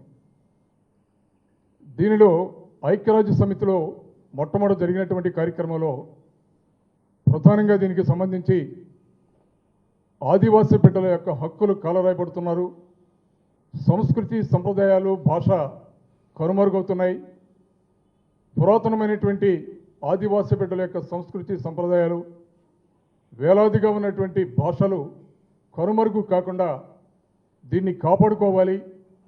అలాగే ప్రతి సంవత్సరం కూడా వీరి సంక్షేమాన్ని అభివృద్ధిని ఆయా దేశాలలో నుంచి రివ్యూ చేసుకోవాలన్నటువంటి ప్రధానమైనటువంటి ధ్యేయంతో ఈరోజు జరుపుకోవడం జరుగుతుంది. దీని మీద ఐక్యరాజ్య సమితి కూడా ప్రత్యేకమైనటువంటి దృష్టి పెడుతూనే ఉంది ప్రతి సంవత్సరం. దానిలో భాగంగా ఇవాళ మనం ఈ కార్యక్రమం జరుపుకుంటున్నాం. రాజశేఖర్ రెడ్డి గారి హస్తాలతో ప్రారంభమైనటువంటి మన రాష్ట్రంలో ఈ కార్యక్రమం ఈరోజు ఈ రాష్ట్రంలో ఉన్నటువంటి అన్ని రాజకీయ పక్షాలు, అన్ని ప్రజా సంఘాలు, గిరిజన సంఘాలు బ్రహ్మాండంగా జరుపుకోవడం చాలా చాలా సంతోషించదగినటువంటి పరిణామం. ఇవాళ ప్రధానంగా మన నాయకుడు శ్రీ వైఎస్ జగన్మోహన్ రెడ్డి గారు గిరిజన పక్షపాతి అని మనం చెప్పాలి. ఇప్పుడే మా అధ్యక్షురాలు చాలా విషయాలు ప్రస్తావించారు. గతంలో ఎన్నడూ లేని విధంగా ఆదివాసీలకు సంబంధించినటువంటి సంస్కృతి సాంప్రదాయాలు భాషా వ్యవహారాలు పరీక్షించుకోవడంతో పాటు వీరికి సంబంధించినటువంటి విద్య ఉద్యోగము ఆరోగ్యాన్ని పరిరక్షించాలనేటువంటి ప్రధాన ధ్యేయంతో ఇవాళ జగన్మోహన్ రెడ్డి గారు తాను ముఖ్యమంత్రిగా ఉన్నప్పుడు ఎన్నో సంక్షేమ కార్యక్రమాలు బహుశా భారతదేశ చరిత్రలో ఎవరూ ఊహించిన విధంగా మన రాష్ట్రంలో కార్యక్రమాలను చేసుకోవడం జరిగింది. మెడికల్ కాలేజీ కానీ, ఇంజనీరింగ్ కాలేజీ కానీ, ట్రైబల్ యూనివర్సిటీ కానీ, అన్ని గిరిజన ప్రాంతాల్లో సూపర్ స్పెషాలిటీ హాస్పిటల్స్ కానీ, ఎన్నో సంవత్సరాలుగా మన చిరకాల వాంఛ సపరేట్గా గిరిజన కమిషన్, ఇలాంటి కార్యక్రమాలు ఎంతోమంది ఎన్నో సంవత్సరాలుగా ప్రభుత్వాన్ని డిమాండ్ చేస్తున్నా ఎవరూ పట్టించుకోవాలి. ఇవన్నీ చేసినటువంటి ఘనత ఒక్క జగన్మోహన్ రెడ్డి గారికి దక్కుతుందని కూడా మనం చూస్తున్నాం. అలాగే 2005లో అటవీ చక్కుల హట్టంతో చూస్తే మధ్యలో వచ్చినటువంటి రాష్ట్ర బైఫర్కేషన్ తర్వాత 2014 నుంచి 19 దాకా ముఖ్యమంత్రిగా చంద్రబాబు నాయుడు గారు పనిచేసిన కాలంలో కనీసం ఒక్క ఎకరం కూడా అటవీ హక్కుల చట్టం కింద భూ పంపిణీ జరగలేదన్నటువంటి విషయాన్ని ఈ రాష్ట్రంలో ఉన్నటువంటి ఏ గిరిజనుడు కూడా మర్చిపోలేడు. ఇవాళ మళ్ళీ 2019 నుంచి 24 దాకా ముఖ్యమంత్రిగా మన నాయకులు జగన్మోహన్ రెడ్డి గారు వచ్చిన తర్వాత అటవీ హక్కుల చట్టాన్ని బయటకు తీయండి. రాష్ట్రంలో ఎక్కడైతే గిరిజన ప్రజానీకం భూమి మీద ఆధారపడి కొండల్లో కోనల్లో అడవుల్లో జీవితాన్ని కొనసాగిస్తున్నారో, ఏ భూమినైతే తరతరాలుగా సాగు చేసుకుంటున్నారో ఆ భూమికి హక్కు పత్రాలు ఇవ్వాలన్న ఉద్దేశంతో భారతదేశ చరిత్రలో 2019 నుంచి 24 దాకా ఏ రాష్ట్రంలో కూడా లేని విధంగా 3,22,670 ఎకరాలని భూ పంపిణీ చేసిన ఘనత ఒక్క జగన్మోహన్ రెడ్డి గారికి దక్కుతుంది. ఇవాళ పేపర్ చూస్తే ఆశ్చర్యకరమైనటువంటి విషయం, ఈ ప్రభుత్వ లక్ష్యం 1,00,000 ఎకరాల్లో కాఫీ సాగు చేయాలని ఇవాళ ముఖ్యమంత్రి గారు ప్రకటిస్తున్నారు. ఇవాళ మనం సూటిగా మాట్లాడుకోవచ్చు. 2014 నుంచి 2019 దాకా చంద్రబాబు నాయుడు గారు ముఖ్యమంత్రిగా ఉన్నాడు. ఆ కాలంలో ఏజెన్సీ ప్రాంతాలలో, గిరిజన ప్రాంతాలలో 2,00,000 ఎకరాల్లో 540 కోట్లతోటి కాఫీ సాగు చేస్తామని మాట్లాడారు. ఒక్క ఎకరంలో అయినా సరే కాఫీ సాగు చేసినటువంటి చరిత్ర మీకుందని మాట్లాడుతున్నాం. ఇవాళ మళ్ళీ అదే అబద్ధాలు వల్లిస్తూ 1,00,000 ఎకరాల్లో ఈ 5 సంవత్సరాలలో కాఫీ సాగు చేస్తామని మళ్ళీ మాట్లాడుతున్నారు. ఇవాళ మేము మాట్లాడుతున్న ఒకటే, గిరిజన ఆర్థిక వ్యవస్థ బాగుపడాలంటే ఏ భూములైతే కొండల్లో కొనల్లో పోడు వ్యవసాయం ద్వారా ఆదివాసీ బిడ్డలు గిరిజనులు సాగు చేసుకుంటున్నారో వాటన్నిటికీ కూడా పట్టాలు ఇవ్వాలి.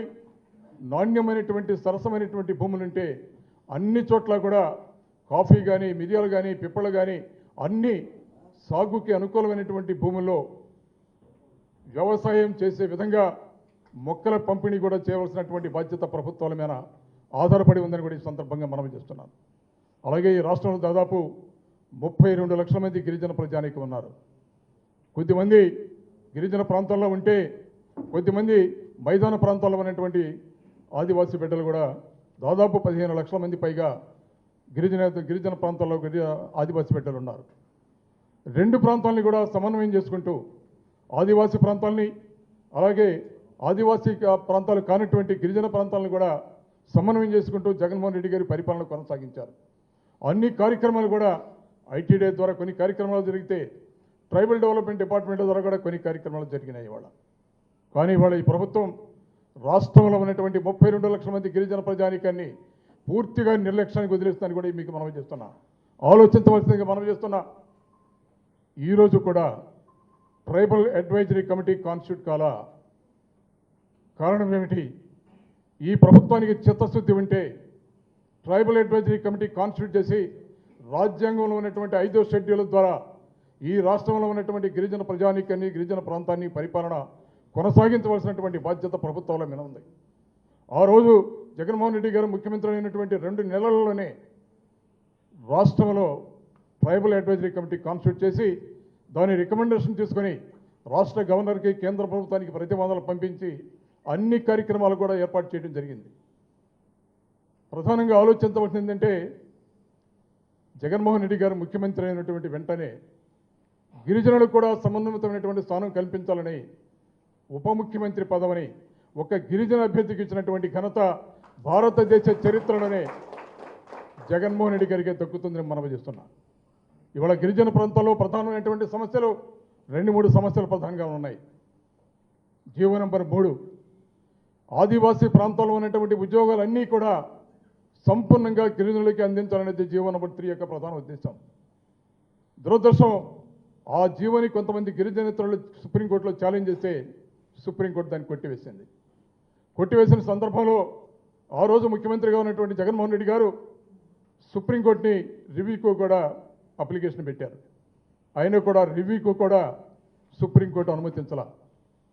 ఆ సందర్భంలో ఏం చేయాలని అడ్వకేట్ జనరల్ని కూర్చోబెట్టి ఆ రోజు ఉన్నటువంటి శాసనసభ్యుల్ని పార్లమెంట్ సభ్యుల్ని ప్రధానమైనటువంటి నాయకులందరినీ పిలిచి మాట్లాడి రాజ్యాంగ సవరణ ద్వారా మాత్రమే ఇది సాధ్యమవుతుంది.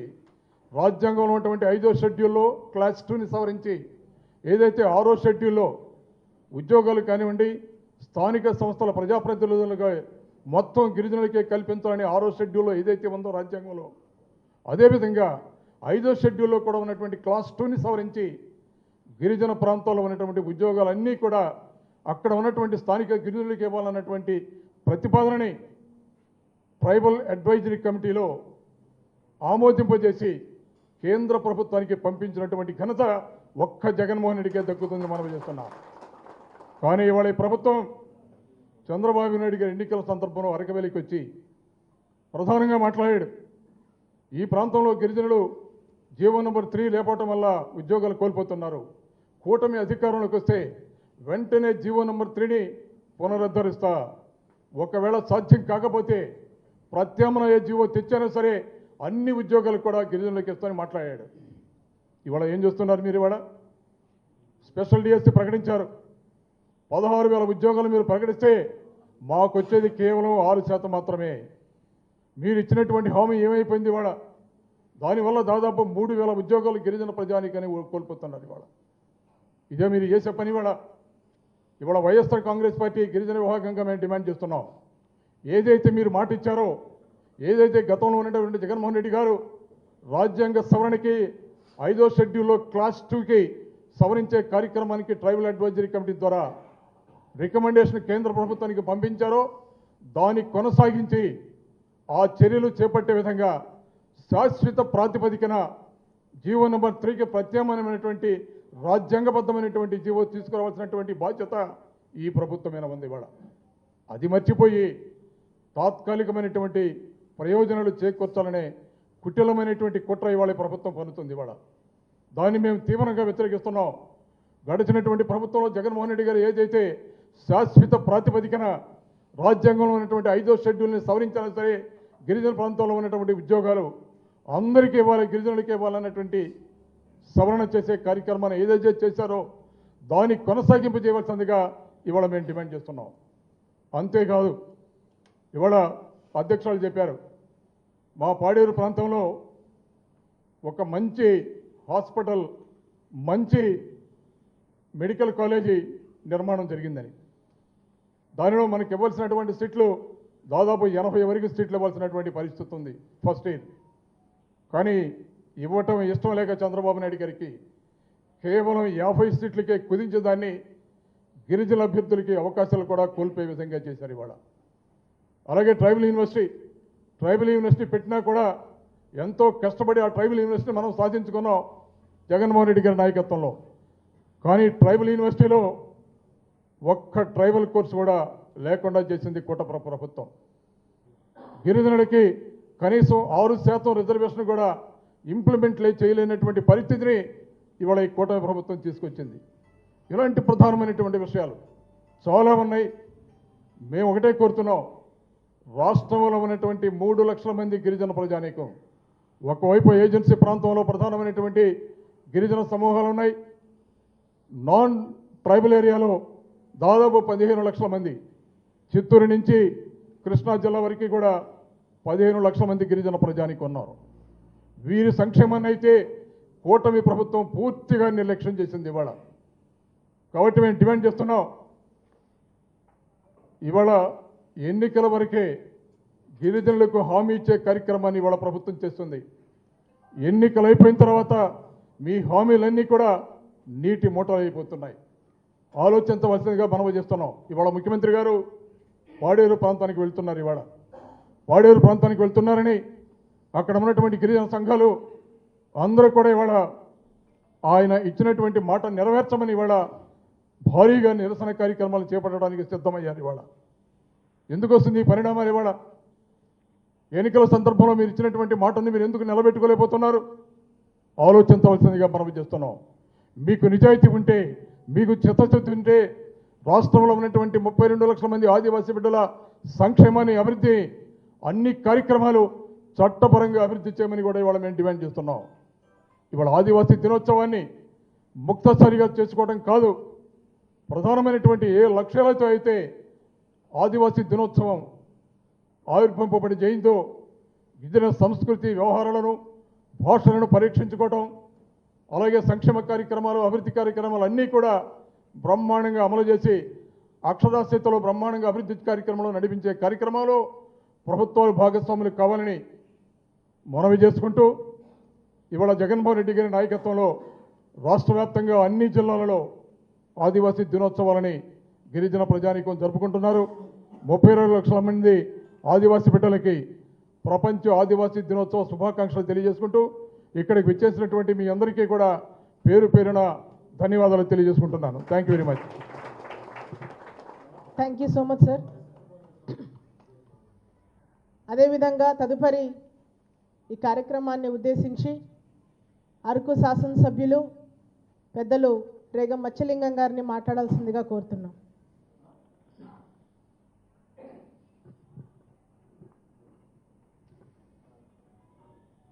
వేదిక మీద ఉన్నటువంటి రాష్ట్ర వైఎస్ఆర్ పార్టీ మహిళా అధ్యక్షురాలు భాగ్యలక్ష్మి గారికి, అలాగే శాసన మండలి సభ్యులు రవిబాబు గారికి, అలాగే మాజీ ట్రైకార్ చైర్మన్ రవీంద్ర గారికి, అలాగే మాజీ పార్లమెంట్ సభ్యురాలు మాధవ్ గారికి, జిల్లా పరిషత్ చైర్పర్సన్ సుభద్ర గారికి, అలాగే కార్యనిర్వాహకులకు అందరూ కూడా పేరు పేరు నమస్కారాలు. అలాగే గిరిజన సోదరిమణులందరూ కూడా పేరు పేరు నమస్కారాలు తెలియజేస్తూ, మిత్రులారా, మనమంతా చూస్తున్నాం, ఈరోజు ఆదివాసీ దినోత్సవం సందర్భంగా అంటే మనం సంబరాలు జరుపుకోవడమే కాదు, ఆ సంబరాలకి ఒక అర్థం, పరమార్థం అనేటటువంటిది కావాలనుకున్నప్పుడు పోరాటాలు అనేటటువంటిది చాలా అవసరం. ఎందుకంటే ఇందాక రవిబాబు గారు కానీ లేదనుకుంటే అధ్యక్షురాలు కానీ చెప్పినటువంటి మాటల్లో మనకు హక్కులైతే కల్పిస్తున్నారు, కానీ దాన్ని ఆచరించడంలో మాత్రం ఎక్కడ కూడా సరైనటువంటి రీతిలో జరిగినటువంటి పరిస్థితులు అయితే లేవు. ఎందుకంటే ఆ రోజు జీవో నెంబర్ 3 ఇచ్చారు. జీవో నెంబర్ 3 వల్ల అంతా మనం హాయిగా ఉన్నామని చెప్పేసి అనుకునే సందర్భంలో మళ్ళీ దాన్ని సుప్రీంకోర్టు ఎవరో గిరిజనేతరులు ఇచ్చినటువంటి వాళ్ళు సుప్రీంకోర్టుకు ఆశ్రయించడంతో సుప్రీంకోర్టు దాన్ని కొట్టివేయడం జరిగింది. మళ్ళీ దాన్ని ఆదివాసీ ప్రాంతానికి ఇప్పుడు ప్రస్తుతం ఉన్నటువంటి ముఖ్యమంత్రి గారు అరకు పర్యటించినప్పుడు 2024 ఎలక్షన్స్ ముందు జీవో నెంబర్ 3 లేదా దానికి ప్రత్యామ్నాయంగా మేము ఖచ్చితంగా జీవోని పునరుద్ధరిస్తామని చెప్పేసి ఆ రోజు ప్రగల్భాలు పలకడం జరిగింది. కానీ ఈ రోజు వరకు కూడా జీవో మీద ఎటువంటి పురోభివృద్ధి అనేటటువంటిది సాధించినటువంటి దాఖలాలు లేవు. అలాగే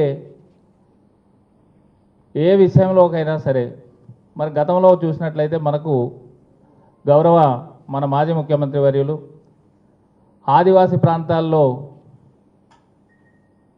రాజకీయ పరంగా ఎంపీటీసీలు కానీ జడ్పీటీసీలు కానీ ఇదన్నీ కూడా బీసీలకి ఎస్సీలకి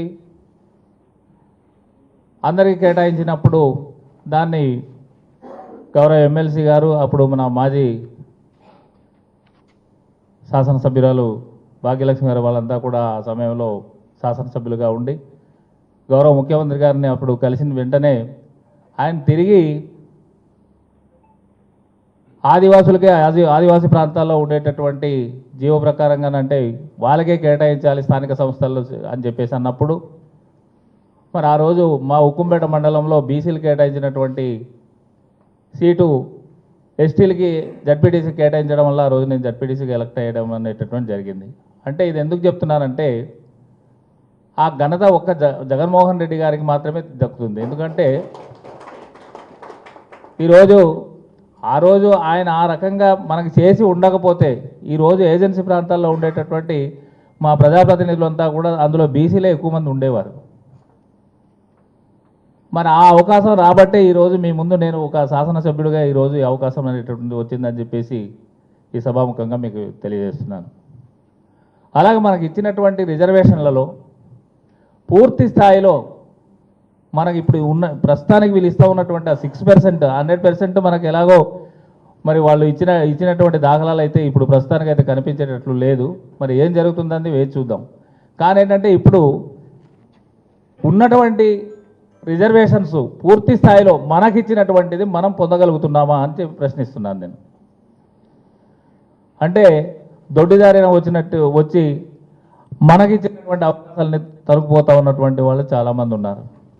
అలాగే మన ఏజెన్సీ ప్రాంతాల్లో ఉండేటటువంటి దౌర్భాగ్యం ఏంటంటే మైదాన ప్రాంతం వాడు వచ్చి మన్య ప్రాంతాల్లో కన్నేస్తున్నారు వీళ్ళు. అది ఏ రకంగా మన ఆదివాసీ ఆడపిల్లల్ని వాళ్ళు ఉంపుడుగత్తెలుగా ఉంచుకొని వాళ్ళకు పుట్టినటువంటి పిల్లలకి రిజర్వేషన్లు, అలాగే వాళ్ళు రాజకీయ పరంగా మరి ఇక్కడ ప్రలోభాలు పెట్టడం, ఫైనాన్షియల్లీ ప్రలోభాలు పెట్టడం, ఇలా చేస్తూ మనకిచ్చినటువంటి ఉద్యోగాలు కానీ మనకిచ్చినటువంటి ప్రొవిజన్స్ కానీ వీళ్ళందరూ కూడా దొడ్డిదారును తన్నుకొని పోతూ ఉంటే ఆ ఆదివాసులు ఎప్పుడు పైకి వస్తారని చెప్పేసి నేను ప్రశ్నిస్తూ ఉన్నాను.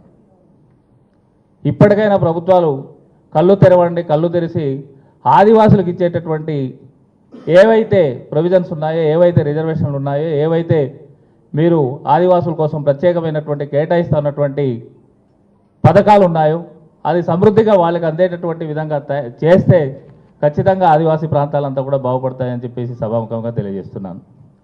కాబట్టి మిత్రులారా, మనం మన ఆదివాసీ పూర్వీకుల యొక్క పోరాటాలు వాళ్ళు ఆ రోజు పోరాటాలు చేయబట్టే ఈరోజు మనం గడ్డ మీద నిలబడి ఉన్నామేమో అని చెప్పేసి భావిస్తూ ఉన్నాను.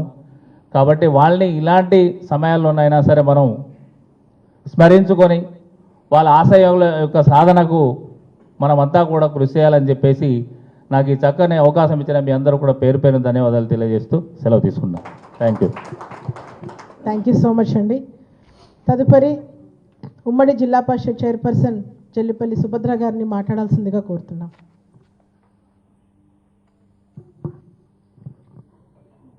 సభకు నమస్కారం.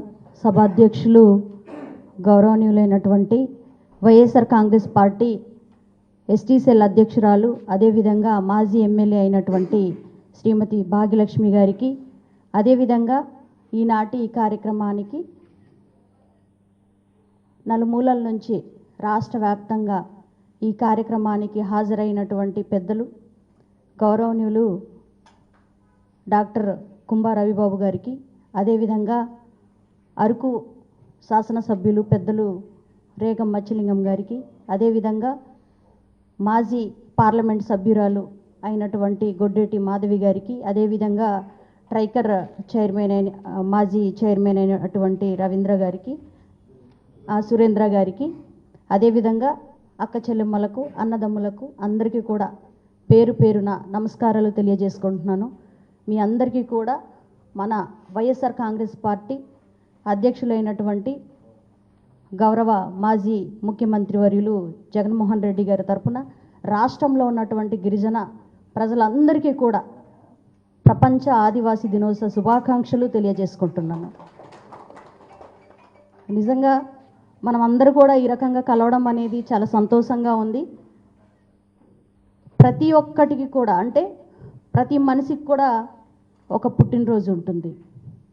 అదేవిధంగా ప్రతిదానికి కూడా ఒక రోజు ఉంటుంది. మరి ఆనాడు మన పూర్వీకులైనటువంటి ప్రతి రాష్ట్రంలో నుంచి కూడా, నలుమూలల నుంచి కూడా, ప్రపంచవ్యాప్తంగా ఆ రోజు ఆదివాసుల యొక్క సమస్యలను, ఆదివాసుల యొక్క ఉనికిని కోల్పోయే పరిస్థితుల్లో మన గురించి మనం మాట్లాడుకోవాలన్నా, మన సమస్యలను కూడా ప్రభుత్వం దృష్టికి తీసుకెళ్లాలన్నా కూడా మనకంటూ ఒక రోజు ఉండాలి అని ఆ రోజు మరి ప్రపంచవ్యాప్తంగా కూడా పోరాడి వారి యొక్క పోరాట క్రమంలోనే మరి ప్రపంచ ఆదివాసీ దినోత్సవం అనేది 1994 నుంచి మరి జరుపుకోవడం జరుగుతుంది. మరి అటువంటి పెద్దలు ఈ పోరాట క్రమంలో అనేక మంది ప్రాణత్యాగాలు కూడా చేసినటువంటి పరిస్థితి మనందరికీ తెలుసు. కాబట్టి ప్రతి సంవత్సరం కూడా ఆగస్టు 9న ఎక్కడున్నా కూడా ప్రపంచంలో ఉన్నటువంటి ఆదివాసులందరూ కూడా ఈ యొక్క ఆదివాసీ దినోత్సవం అనేది జరుపుకుంటున్నాం. ఖచ్చితంగా మన ఉనికిని, మన గిరిజనుల యొక్క ఏదైతే రిజర్వేషన్లు ఉన్నాయో, ఏదైతే మనకు హక్కులు ఉన్నాయో, వీటి గురించి ఖచ్చితంగా రాబోయే తరానికి తెలియజేయాలంటే ఈరోజు ఖచ్చితంగా మనము మాట్లాడుకోవాలి. మనకున్నటువంటి హక్కులేటి, మనకున్నటువంటి రిజర్వేషన్లేటి, అసలు మన పుట్టుగాలేటి, మన పుట్టుగా ఏ రకంగా మనం అంటే మన గిరిజనం అనేది, గిరిజన ప్రజలు ఎక్కడి నుంచి వచ్చేమనేది కూడా ఖచ్చితంగా రాబోయే తరానికి కూడా తెలియజేయాలి మనమందరూ కూడా. అది ప్రతి ఒక్క ఇంటి నుంచి పుట్టుకు రావాలి. ఈరోజు ఒక్కరోజు మాట్లాడేసి వదిలేయకుండా ఖచ్చితంగా ప్రతి గిరిజన బిడ్డల్లో కూడా దీన్ని స్ఫూర్తిదాయకంగా ముందుకు తీసుకెళ్లే బాధ్యత మన అందరి మీద ఉందని కూడా మీకు తెలియజేసుకుంటున్నాం. మరి ముఖ్యంగా సృష్టిలో మరి పంచభూతాలని కాపాడే మానవులుగా మనిషి రూపంలో దేవుడు పంపించిన బిడ్డలు మనము. ఎందుకంటే ఒక అడవిని కాపాడేది గిరిజనులు, అక్కడ ఉన్నటువంటి ప్రకృతిని కాపాడేది గిరిజనులు. ఇందాకలే పెద్దలు మాట్లాడుతూ అమెరికా దేశంలో, సో అక్కడ నుంచి పుట్టుకొచ్చినటువంటి మనం ఈరోజు గిరిజనులు అనేసరికి కేవలము తక్కువ సంఖ్యతో కూడినటువంటి ప్రజానికంగా మనం ఈరోజు కొలుస్తూ ఉన్నారు. మరి రాష్ట్ర వ్యాప్తంగానే కాదు, ప్రపంచవ్యాప్తంగా మరి అందరికీ తెలుసు అసలైన వారసులము గిరిజన బిడ్డలే. ఇది ఎంతమందికి తెలుసు ఈ విషయం? ఈరోజు గౌరవ జగన్మోహన్ రెడ్డి గారి ఆధ్వర్యంలో ప్రతి ఒక్కరు కూడా ప్రతి ఒక్కటి మాట్లాడేదానికి, ఈరోజు డయాస్ మీద వచ్చి మాట్లాడేదానికి ఆ రోజు మనకిచ్చినటువంటి రిజర్వేషన్లో భాగంగానే మరి ఈరోజు మాట్లాడుకోగలుగుతున్నాం మనము. కాబట్టి ఖచ్చితంగా మన యొక్క చట్టాలు ఇవి అని ముందుకు తీసుకెళ్లాలంటే మన ఆదివాసులందరూ కూడా ఏకమవ్వవలసిందిగా నేను కోరుకుంటున్నాను. ఈరోజు స్టేట్ నుంచి వచ్చినటువంటి అందరూ కూడా పరిచయం అయ్యేము, చాలా సంతోషంగా ఉంది. మరి మనం ప్రస్తుతం ఉన్నటువంటి ప్రభుత్వం గురించి, మరి 2019 నుంచి 24 వరకు ఉన్నటువంటి పరిస్థితి గురించి ఖచ్చితంగా మనం ఈరోజు మాట్లాడాలి. వైఎస్ఆర్ కాంగ్రెస్ పార్టీలో ఉన్నటువంటి మాజీ ముఖ్యమంత్రి వర్యులు శ్రీ జగన్మోహన్ రెడ్డి గారు నమ్ముకున్నామో దాని మీద ఎవరికి కూడా హక్కును ఉండకూడదు. అక్కడ మైనింగ్స్ కానివ్వండి, బాక్సైడ్ కానివ్వండి, ఏది కూడా జరగకుండా గిరిజన ప్రాంతాలు హాయిగా ఉండేటట్లు మరి ఆ రోజు చేసినటువంటి గొప్ప ఘనకార్యమే జియో నెంబర్ 97. ఆ తర్వాత బాబాసాహెబ్ అంబేద్కర్ గారు రచించినటువంటి రాజ్యాంగంలోని గిరిజన బిడ్డలకు ఉన్నటువంటి హక్కులను కల్పించింది కూడా అది కేవలము జగన్మోహన్ రెడ్డి గారే అని తెలియజేసుకుంటున్నా. అడవి బిడ్డలు ఈరోజు అనేక మంది రహదారి లేక బాధపడే ప్రతి కనెక్టివిటీ కూడా జాతీయ రహదారులుగా ఆ రోజు నిర్మించబడ్డామంటే అది కేవలం జగన్మోహన్ రెడ్డి గారే అని కూడా నేను తెలియజేసుకుంటున్నా. గిరిజన అక్క చెల్లెమ్మలందరూ కూడా గర్భిణీ స్త్రీలు, డోలి మోతాలను అరికట్టే దిశగా ఆ రోజు ఆనాడు జగన్మోహన్ రెడ్డి గారు తీసుకున్నటువంటి స్ఫూర్తి. ప్రతి మండల స్థాయిలో బర్త్ వెయిటింగ్ హాల్లను నిర్మించి సకాలంలో వాళ్ళకి వైద్య సేవలు అందించేదానికి కృషి చేసినటువంటి గొప్ప మహానీయుడు జగన్మోహన్ రెడ్డి గారు. గిరిజన బిడ్డలు అందరితో పాటు సమానంగా చదువుకోవాలి, ఉన్నతమైన విద్యని అభ్యసించాలని, వారికి విద్య పట్ల ఉన్నటువంటి ఆసక్తిని తెలుసుకొని నాణ్యతమైనటువంటి విద్యని అభ్యసించడానికి కృషి చేసినటువంటి నాయకుడు కేవలం జగన్మోహన్ రెడ్డి గారు. ఇంగ్లీష్ మీడియం కానివ్వండి, సిబిఎస్ఈ సిలబస్ కానివ్వండి, ఇవన్నీ మార్పులు తీసుకొచ్చింది కేవలం జగన్మోహన్ రెడ్డి గారు. అదే గిరిజనులనే కాదు, రాష్ట్ర వ్యాప్తంగా కూడా బడుగు బలహీన వర్గానికి చెందినటువంటి ప్రతి విద్యార్థి కూడా ఈరోజు అక్కడే ఉండిపోకుండా విదేశాల్లో చదువుకునేటటువంటి చదువుని చదువుకోవాలి, ఇంగ్లీష్లో ప్రతి ఒక్కరు కూడా మాట్లాడాలని ఆ రోజు తపన పడినటువంటి ముఖ్యమంత్రి చరిత్రలో కేవలం జగన్మోహన్ రెడ్డి గారే నిలుస్తారని కూడా తెలియజేసుకుంటున్నాను. అదేవిధంగా ROFR పట్టాలు, దీంట్లో రాష్ట్ర వ్యాప్తంగా ఎక్కువగా మేలు జరిగింది కేవలము గిరిజన బిడ్డలకే.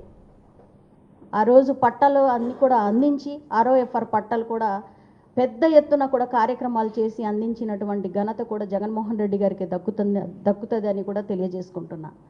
ఈరోజు ఈ కూటమి ప్రభుత్వం ఏర్పడిన తర్వాత ఏదైతే జియో నెంబర్ 3 సుప్రీంకోర్టు కొట్టివేసిన తర్వాత ప్రతి ఒక్క గిరిజనులు కూడా ఈరోజు రిజర్వేషన్ కోల్పోయే పరిస్థితి, కోల్పోయాం కూడా.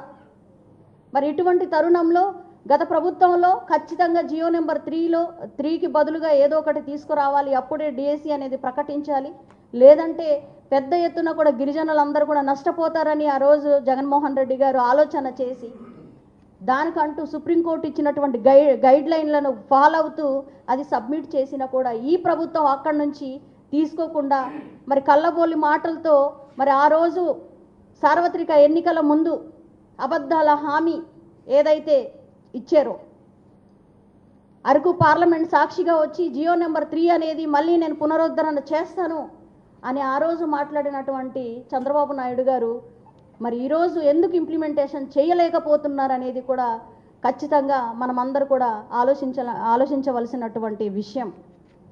ఆ రోజు జగన్మోహన్ రెడ్డి గారు ఎందుకు చేయలేకపోయారు, నేను వస్తే మీకు చేస్తానని జగనన్న మీద లేనిపోని అబద్ధాలు చెప్పి ఈరోజు గెలిచిన తర్వాత మరి చేయవలసినటువంటి పరిస్థితి అతని మీద ఉంది కదా, మరి ఎందుకు చేయలేకపోతున్నారని కూడా ఈరోజు ఆదివాసీ దినోత్సవం రోజు నేను ప్రశ్నిస్తున్నాను. కాబట్టి ఇవన్నీ కూడా ఇప్పుడున్నటువంటి ప్రభుత్వం ఏదైతే కూటమి ప్రభుత్వం ఉందో, ఈ కూటమి ప్రభుత్వం వచ్చిన తర్వాత గిరిజనులకి అట్టడుగుగా తొక్కేస్తున్నారని చెప్పడంలో కూడా ఎటువంటి అతిశయోక్తి కాదని కూడా నేను తెలియజేసుకుంటున్నాను. ఎందుకంటే గత ప్రభుత్వంలో ఒక ట్రైకర్ చైర్మన్ అయినా ఒక గిరిజనుడిగా ఉండేవాడు. అదేవిధంగా ఒక జీసీసీ చైర్మన్లైనా, జీసీసీ డైరెక్టర్లన్నా, లేదనుకుంటే ఎస్టీ కమిషన్ మెంబర్లైనా, లేదనుకుంటే ఎస్టీ కమిషన్ చైర్మన్ అయినా, ఒక డిప్యూటీ సీఎం అయినా, ఒక ఎమ్మెల్యేలైనా, ఒక ఎంపీ అయినా కూడా గిరిజనులకి పూర్తిగా స్వేచ్ఛను ఇచ్చి ముందుకు తీసుకెళ్ళినటువంటి నాయకుడు కేవలం జగన్మోహన్ రెడ్డి గారు. ఇప్పటి వరకు ఈ కూటమి ప్రభుత్వం ఏర్పడిన తర్వాత ఎంతమంది ఆదివాసులకి నామినేట్ పదవులు ఇచ్చారని కూడా నేను ఈరోజు ప్రశ్నిస్తున్నాను. ఆ నామినేట్ పదవుల్లో ఎవరైతే పార్టీకి పని చేశారో చూసి గిరిజనులను అన్యాయం చేసి ఈరోజు నాన్ ట్రైబ్స్కి ఈరోజు ఏఎంసీ చైర్మన్ డైరెక్టర్లు ఇచ్చినటువంటి పరిస్థితి ఈరోజు చూస్తూ ఉన్నాం. సెంటు భూమి లేదు, అగ్రికల్చర్ అంటే అసలు వ్యవసాయం మీద అవగాహన లేనటువంటి వ్యక్తుల్ని ఈరోజు డైరెక్టర్లుగా ఏ రకంగా మీరు పెట్టారని కూడా ఈరోజు ప్రశ్నిస్తున్నా. అది మీకు మా జగనన్నకు ఉన్నటువంటి వ్యత్యాసం. ఎవరి మనసు ఏంటి, ఎవరు గొప్ప వాళ్ళనేది. ఆ రోజు మా జగనన్న అబద్ధాల హామీ ఇవ్వలేక ఓడిపోతే అబద్ధాలు చెప్పి గెలిచి ఉన్నారు మీరు. కాబట్టి మేము ప్రతిదీ కూడా మేము ప్రశ్నిస్తాము. ఏజే ఆదివాసీ బిడ్డలుగా ఖచ్చితంగా మేమంతా కూడా ఏకమవుతామని కూడా ఈ సభాముఖంగా తెలియజేసుకుంటూ, ఇంత మంచి అవకాశం కల్పించినందుకు అధ్యక్షుల వారికి కూడా మరోసారి ధన్యవాదాలు తెలియజేసుకుంటున్నాను. Thank you very much. Media మిత్రులు ఉన్నారండి. మీడియా మిత్రులకి రాష్ట్రంలో ఉన్నటువంటి ఈ కూటమి ప్రభుత్వానికి ఒక విషయాన్ని తెలియజేయాలని మళ్ళీ వచ్చాను నేను. ఇవాళ ముఖ్యమంత్రి చంద్రబాబు నాయుడు గారు ప్రపంచ ఆదివాసీ దినోత్సవాన్ని జరుపుకోవడానికి ఆదివాసీ ప్రాంతమైనటువంటి పాడేరుకి వెళ్ళారు. ఇవాళ ఈ సందర్భంలో ముఖ్యమంత్రి గారిని ఒకటే ప్రశ్నిస్తున్నాం. ఏజెన్సీ ప్రాంతాల్లో గిరిజనేతరులు ఎలాంటి కార్యక్రమాలు చేయడానికి వీల్లేదని చట్టం ఉందనే సంగతి మీకు తెలుసా లేదా? 170 చట్టం మన రాష్ట్రంలో కాదు, దేశవ్యాప్తంగా ఈ చట్టం ఉంది. అలాంటి 170 చట్టాన్ని ధిక్కరించి ఆదివాసీ ప్రాంతాల్లో ఆదివాసీయేతరులు ఎలాంటి కార్యక్రమాలు చేయడానికి వీల్లేదు అనే చట్టం ఉందని తెలిసి ముఖ్యమంత్రి చంద్రబాబు నాయుడు గారు ఆ చట్టాన్ని ధిక్కరించి అల్లూరి సీతారామరాజు జిల్లా అనంతగిరి మండలంలో హైడ్రో పవర్ ప్రాజెక్టుకి నవయుగ అనే ఒక ప్రైవేట్ కంపెనీకి క్యాబినెట్లో తీర్మానం చేసి ఆ హైడ్రో పవర్ ప్రాజెక్టులు 3 ప్రాజెక్టులు నవయుగ అనే ప్రైవేట్ కంపెనీకి దారాదత్తం చేయడానికి వాళ్ళు సిద్ధమైపోయారు. గిరిజన చట్టాల్ని ఉల్లంఘిస్తూ, గిరిజన చట్టాల్ని కాలరాస్తూ, రాజ్యాంగపరమైనటువంటి హక్కుల్ని కాలరాస్తూ ముఖ్యమంత్రి ఇవాళ ఆదివాసీ ప్రాంతాల్లోకి వెళ్ళి ఆదివాసీ ప్రపంచ దినోత్సవం జరుపుకోవడం అనేది ఏమాత్రం బాధ్యత రహితంగా ప్రవర్తిస్తున్నటువంటి ముఖ్యమంత్రి చంద్రబాబు నాయుడు గారు ఆలోచించండి. ఇవాళ రాష్ట్రంలో ఉన్నటువంటి ఆదివాసీ బిడ్డలు మొత్తం కూడా మీ చర్యల్ని తీవ్రంగా వ్యతిరేకిస్తున్నారు. చట్టాన్ని ముఖ్యమంత్రి ఉల్లంఘిస్తున్నాడు. రాజ్యాంగంలో ఉన్నటువంటి గిరిజనుల యొక్క హక్కుల్ని అపహత్యం చేస్తున్నారు. ఆదివాసీ దినోత్సవం జరుపుకునే హక్కు మీకుందని ఇవాళ ఈ వేదిక ద్వారా ప్రశ్నిస్తున్నాం ఇవాళ. Thank you so much sir.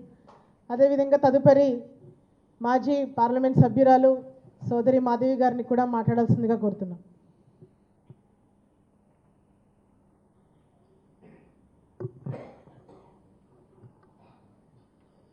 జై ఆదివాసీ, జై ఆదివాసీ. నా గిరిజన సోదరిమణులందరికీ నా హృదయపూర్వక నమస్కారాలు. అలాగే ప్రతి ఒక్కరికి కూడా ప్రపంచ ఆదివాసీ దినోత్సవ శుభాకాంక్షలు తెలియజేసుకుంటున్నాను. ముందుగా మరి ఇంత మంచి కార్యక్రమాన్ని ఏర్పాటు చేసినటువంటి మా సోదరి భాగ్యలక్ష్మి గారికి ప్రత్యేకమైన ధన్యవాదాలు తెలియజేసుకుంటున్నాను. అలాగే మరి ఈ కార్యక్రమానికి విజయవంతం చేయడానికి వచ్చిన మా కుంభావరి హరిబాబు గారికి, మా ఎమ్మెల్యే మచ్చలింగం గారికి, మా జల్లిపతి సుభద్ర గారికి, అలాగే సోదరులందరికీ కూడా ప్రత్యేకమైన ధన్యవాదాలు. మరి ఈరోజు మన ఆదివాసీ దినోత్సవం విజయవాడలో చేసుకోవడానికి గల కారణం నిజంగా మన రాష్ట్రంలో ఉన్న ఆదివాసీ సోదరులందరూ ఒకే తాటి మీద ఉన్నాము. మనందరం కలిసి ముందుకు వెళ్ళడానికి ఇదొక అవకాశం. మన ప్రాంతాల్లో మనం సెలబ్రేట్ చేసుకోవచ్చు, కానీ అది మన ప్రాంతం వరకు అది అంకితం అయిపోతుంది. ఎప్పుడైతే మనం ఇలా విజయవాడ కేంద్రంగా మనం చేసుకుంటామో మన రాష్ట్రంలో అనుమూలంలో ఉన్న ప్రతి ఒక్క సోదరులు మనకు పరిచయం అవుతారు. మన రాష్ట్రంలో ఉన్న ఇతర ప్రదేశాల్లో ఉన్న గిరిజన సోదరుల అలాగే సోదరీమణుల ప్రజల యొక్క సమస్యలు మనకు తెలుస్తాయి, మనకు పరిచయాలు పెరుగుతాయి. ఇటువంటి కార్యక్రమాలు మరి అన్నగారు అలాగే మన మేడం గారు ప్రతి ఒక్కరూ ఇంకా మన సోదరులు ఎవరైతే ఉన్నారో ఇటువంటి ఎన్నో కార్యక్రమాలు మనం విజయవాడ కేంద్రంగా చేసుకోవాలి. మన యొక్క పరిచయాలు పెంచుకోవాలి. మన యొక్క స్థితిగతులు మన యొక్క పరిస్థితుల గురించి మెరుగుపరుచుకోవడం కోసం మనం ఇలాంటి మీటింగ్లు ఎన్నో మనం జరుపుకోవాలి. ఈరోజు మరి మన పెద్దలందరి త్యాగం వల్ల మనందరం ఈ రకంగా ఉన్నాము. ముఖ్యంగా జగన్మోహన్ రెడ్డి గారు మరి మన ఆదివాసులకు ఎన్నో అవకాశాలు కల్పించారు. నిజంగా అన్న నాకు అవకాశం కల్పించకపోతే ఈరోజు మరి ఎక్కడ ఉండేవాళ్ళమో మాకే తెలీదు. మహిళలుగా మరి మేమందరం కూడా భాగ్యలక్ష్మి గారి నేను కానీ ఎవరైనా చూసి మేము సెకండ్ జనరేషన్ పొలిటీషియన్స్. మా నాన్నలు మా తండ్రులు చేసిన రాజకీయం తర్వాత మాకు రావాలి అవకాశం అంటే అది చాలా కష్టతరమైన పని. కానీ మమ్మల్ని గుర్తించి ఈరోజు గతంలో 2019లో మాకు అవకాశం కల్పించారు. నిజంగా అంత చిన్న వయసులో పార్లమెంట్కి వెళ్ళడం అన్నది ఒక గిరిజన సోదరిగా నాకు చాలా అంటే గొప్ప అవకాశం. మా తండ్రి గారు గొడ్డేటి దేవుని గారు ఆయన సిపిఐ పార్టీలో ఎన్నో పోరాటాలు చేసి ఆ టైంలో మంచి పేరు సంపాదించుకున్నారు. ఆ పేరుగానే మరి నాకు కూడా అవకాశం జగన్మోహన్ రెడ్డి గారు కల్పించారు. నిజంగా ఒక గిరిజన సోదరిగా పార్లమెంట్కి వెళ్ళి గొంతు వినిపించాలంటే ఎంతో ధైర్యం ఉండాలి.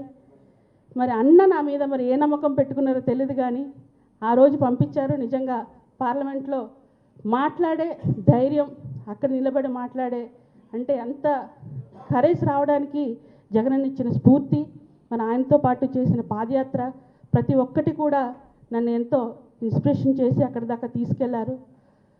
నిజంగా నన్నే కాదు గిరిజన ప్రాంతాల్లో ఉన్న మహిళలు ఈరోజు రాజకీయంగా ఎదుగుతూ అందరితో సమానంగా వెళ్తున్నామంటే అన్న జగనన్న వల్లే.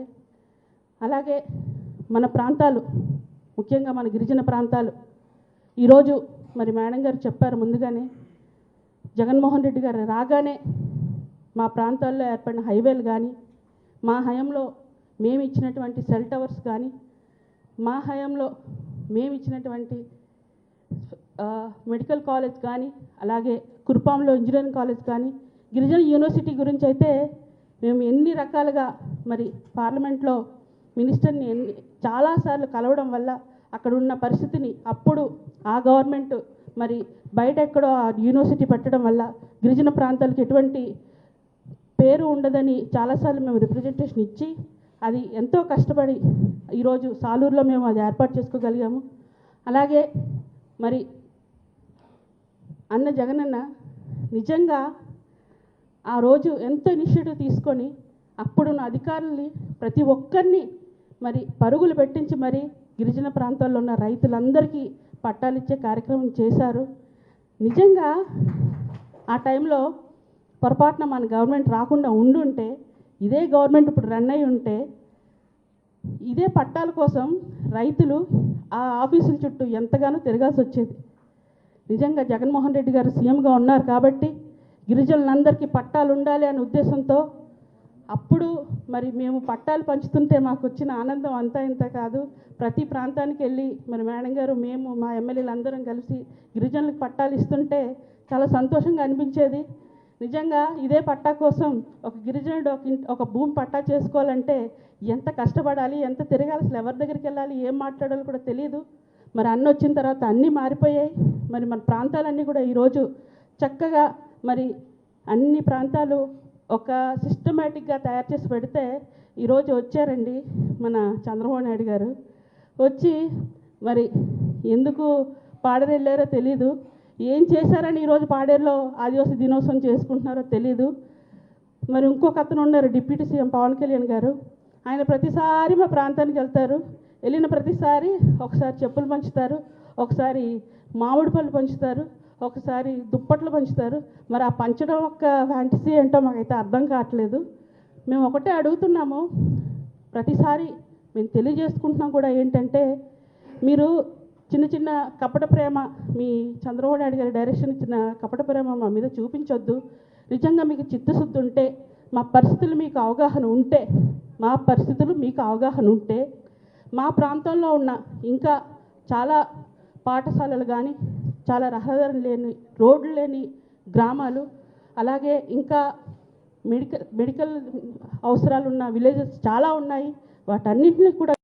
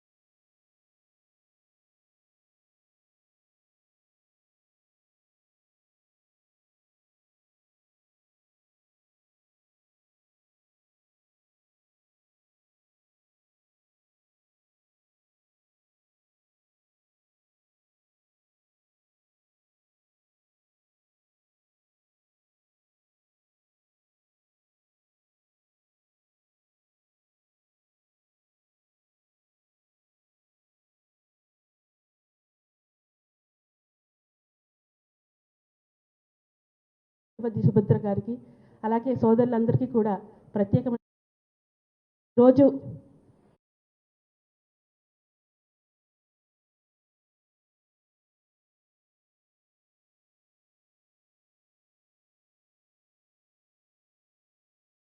వచ్చేది. నిజంగా జగన్మోహన్ రెడ్డి గారు సీఎంగా ఉన్నారు కాబట్టి గిరిజనులందరికీ పట్టాలు ఉండాలి అనే ఉద్దేశంతో అప్పుడు మరి మేము పట్టాలు పంచుతుంటే మాకు వచ్చిన ఆనందం అంతా ఇంత కాదు. ప్రతి ప్రాంతానికి వెళ్ళి మరి మేడం గారు, మేము, మా ఎమ్మెల్యేలు అందరం కలిసి గిరిజనులకు పట్టాలు ఇస్తుంటే చాలా సంతోషంగా అనిపించేది. నిజంగా ఇదే పట్టా కోసం ఒక గిరిజనుడు ఒక భూమి పట్టా చేసుకోవాలంటే ఎంత కష్టపడాలి, ఎంత తిరగాలి, అసలు ఎవరి దగ్గరికి వెళ్ళాలి, ఏం మాట్లాడాలో కూడా తెలియదు. మరి అన్నీ వచ్చిన తర్వాత అన్నీ మారిపోయాయి. మరి మన ప్రాంతాలన్నీ కూడా ఈరోజు చక్కగా మరి అన్ని ప్రాంతాలు ఒక సిస్టమేటిక్గా తయారు చేసి పెడితే ఈరోజు వచ్చారండి మన చంద్రబాబు నాయుడు గారు. వచ్చి మరి ఎందుకు పాడేరు వెళ్ళారో తెలీదు, ఏం చేశారని ఈరోజు పాడేరులో ఆదివాసీ దినోత్సవం చేసుకుంటున్నారో తెలీదు. మరి ఇంకొక అతను ఉన్నారు డిప్యూటీ సీఎం పవన్ కళ్యాణ్ గారు, ఆయన ప్రతిసారి మా ప్రాంతానికి వెళ్తారు, వెళ్ళిన ప్రతిసారి ఒకసారి చెప్పులు పంచుతారు, ఒకసారి మామిడి పళ్ళు పంచుతారు, ఒకసారి దుప్పట్లు పంచుతారు. మరి ఆ పంచడం ఒక ఫ్యాంటసీ ఏంటో మాకైతే అర్థం కావట్లేదు. మేము ఒకటే అడుగుతున్నాము, ప్రతిసారి మేము తెలియజేసుకుంటున్నాం కూడా ఏంటంటే, మీరు చిన్న చిన్న కపట ప్రేమ, మీ చంద్రబాబు నాయుడు గారి డైరెక్షన్ ఇచ్చిన కపట ప్రేమ మా మీద చూపించొద్దు. నిజంగా మీకు చిత్తశుద్ధి ఉంటే, మా పరిస్థితులు మీకు అవగాహన ఉంటే, మా ప్రాంతంలో ఉన్న ఇంకా చాలా పాఠశాలలు కానీ, చాలా రహదారులు లేని, రోడ్లు లేని గ్రామాలు, అలాగే ఇంకా మెడికల్ అవసరాలు ఉన్న విలేజెస్ చాలా ఉన్నాయి. వాటన్నింటినీ కూడా గుర్తించి మీరు సహాయం చేయాలి. అలాగే ఈరోజు మా దివంగత రాజశేఖర్ రెడ్డి గారిని తలుచుకుంటే, అలాగే మా అన్న జగనన్నని తలుచుకుంటే మాకు టక్కుమని మరి మా పిల్లలు చదువుకున్నారని గుర్తొస్తుంది, మాకు పట్టాలు ఇచ్చారని గుర్తొస్తుంది, మాకు మెడికల్ కాలేజ్ ఇచ్చారని గుర్తొస్తుంది, మాకు అన్ని రకాల పథకాలు ఇచ్చారని గుర్తొస్తుంది. మీరు చంద్రబాబు నాయుడు గారు మీరు సీఎంగా ఉన్నారు, మరి తలుచుకుంటే నాకైతే ఏమీ గుర్తు రావట్లేదు. తలుచుకోకపోయినా మా అందరు గుర్తొచ్చేది ఒకటే, అప్పుడు ఎలాగైతే వెన్నుపట్టు పొడిచారో మా గిరిజనులకు కూడా అదే రకంగా ఇప్పుడు మళ్ళీ వెన్నుపట్టు పొడిచి మళ్ళీ ఈరోజు మభ్యపెట్టడానికి మా ప్రాంతాలకు మీరు వస్తున్నారు. దయచేసి మమ్మల్ని ఇలా మభ్యపెడుతూ మమ్మల్ని మోసం చేయకండి. మమ్మల్ని ఎప్పుడు మోసం చేసే దిశగానే మీరు ఉంటారు. ఆ పద్ధతి మార్చుకొని మా పరిస్థితులు మెరుగుపరచడానికి అడుగులు వేయాలని కోరుకుంటున్నాను. అలాగే మరి మనందరం కూడా ముఖ్యంగా రాష్ట్రమంతా ఎలా ఉన్నా సరే మా అల్లూరి సీతారామరాజు జిల్లా ప్రజలు మాత్రం ఎప్పుడూ కూడా అన్న వెనకాలే ఉన్నారు, అన్నతోనే ఉన్నారు. అలాగే మన రాష్ట్రంలో ఉన్న గిరిజన ప్రజలందరూ కూడా మనం ఎన్ని కష్టాలు వచ్చినా ఎటువంటి పరిస్థితుల్లో మన దేశం ఉన్నా సరే మన కోసం నిలబడిన వ్యక్తి ఏకైక కుటుంబం వైఎస్ఆర్ కుటుంబం. ఆ కుటుంబం వెంట మనందరం అడగాలి, ముందుకు వెళ్ళాలి, మన గిరిజన ప్రాంత పరిస్థితులు మెరుగుపరుచుకోవాలి, అందరినీ ఒక తాటి మీద తీసుకెళ్ళాలి, ఎప్పుడూ అందరం కలిసే ఉండాలి. అందరం కూడా మరి ఇటువంటి కార్యక్రమాలు ఎన్నో చేసుకోవాలి. అందరూ కలిసికట్టుగా మన రాష్ట్రంలో ఉన్న గిరిజనుల కోసం పోరాడాలని తెలియజేసుకుంటూ ఇంత మంచి అవకాశం కల్పించినటువంటి మా భాగ్యలక్ష్మి గారికి ప్రత్యేకమైన ధన్యవాదాలు తెలియజేసుకుంటూ జోహార్ ఆదివాసీ, జై Jagan. Thank you so much అమ్మా. అదేవిధంగా తదుపరి మాజీ ట్రైకార్ చైర్మన్ గారు సురేంద్ర గారు మాట్లాడాల్సిందిగా కోరుతున్నాం.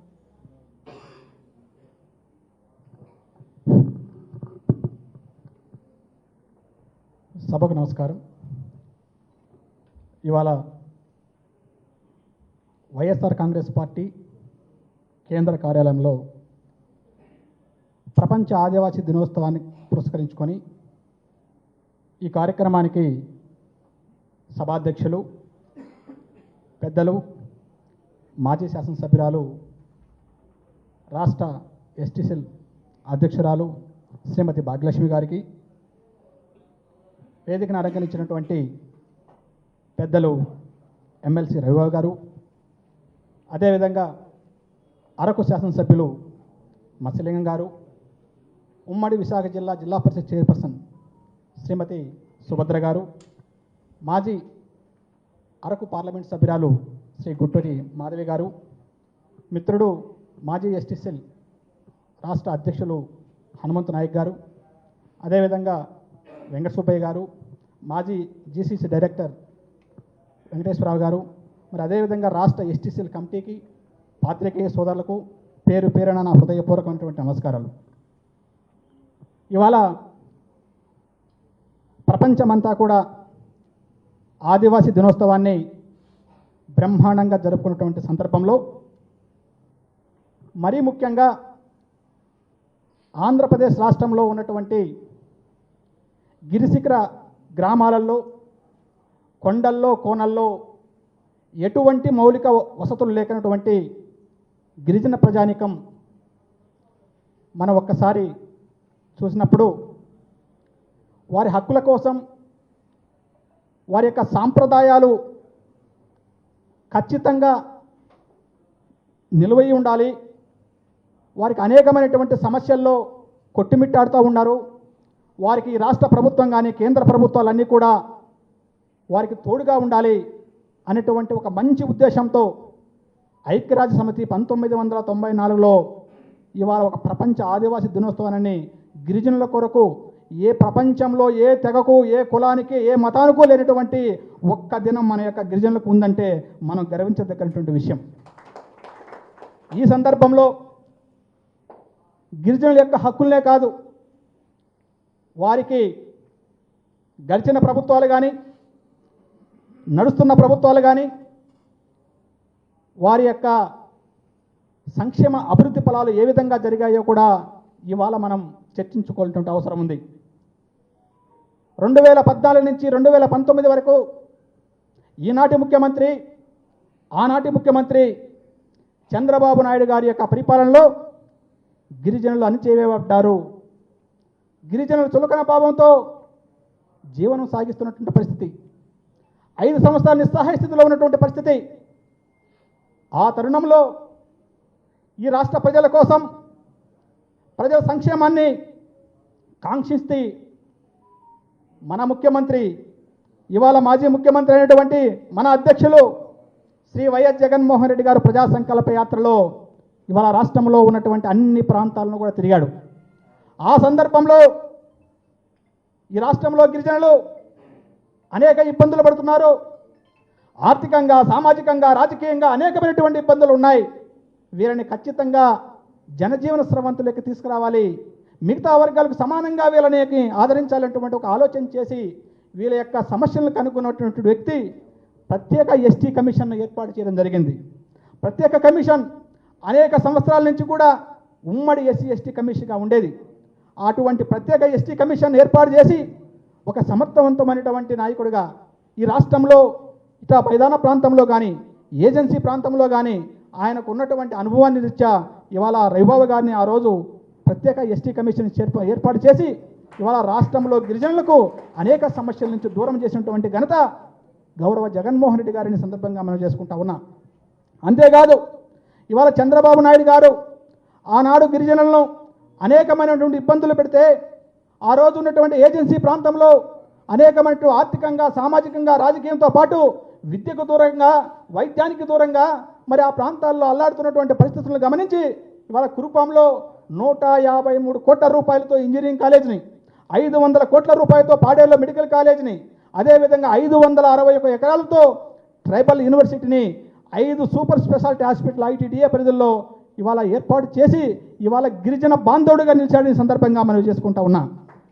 అంతేకాదు ఈ రాష్ట్రంలో అనేకమైనటువంటి సమస్యల్లో గిరిజనులు ఉంటే దాదాపు 2014 నుంచి 2019లో చంద్రబాబు నాయుడు గారు 5,125 కోట్లు మాత్రమే గిరిజనుల సంక్షేమ అభివృద్ధి ఖర్చు పెడితే జగన్మోహన్ రెడ్డి గారు తన 5 సంవత్సరాల కాలంలో దాదాపు 20,884 కోట్ల రూపాయలంటే దాదాపు 3 రెట్లు గిరిజన సంక్షేమానికి ఖర్చు పెట్టి ఇవాళ గిరిజన పక్షపాతిగా ఇవాళ మన ముందు నిలబడ్డాడు. మన జగన్మోహన్ రెడ్డి గారిని సగర్వంగా చెప్పుకునే పరిస్థితి ఇవాళ మనందరికీ ఉందని సందర్భంగా మనం చేసుకుంటా ఉన్నాం. అంతేకాదు ఇవాళ P4 అని, విజన్ 2047 అని, పేదరికపై గెలుపని ఇటువంటి కాకమ్మ కథలతో కాలయాపన చేస్తూ ఇవాళ గిరిజన సంక్షేమాన్ని పూర్తిగా ఇవాళ రాష్ట్ర సంక్షేమాన్ని పూర్తిగా గాలికి వదిలేసి ఇవాళ పాడేరులో నువ్వు గిరిజన దినోత్సవాన్ని జరుపుకుంటున్నావంటే నిజంగా ఇది ఒక బ్లాక్ డే. చంద్రబాబు నాయుడుకు కూడా ప్రభుత్వానికి ఇది ఒక బ్లాక్ డే. ఎందుకంటే గిరిజనుల దినోత్సవాన్ని జరుపుకునే హక్కు నీకు కానీ కూటమి నాయకులు కానీ లేదని సందర్భంగా మనం చేసుకుంటా.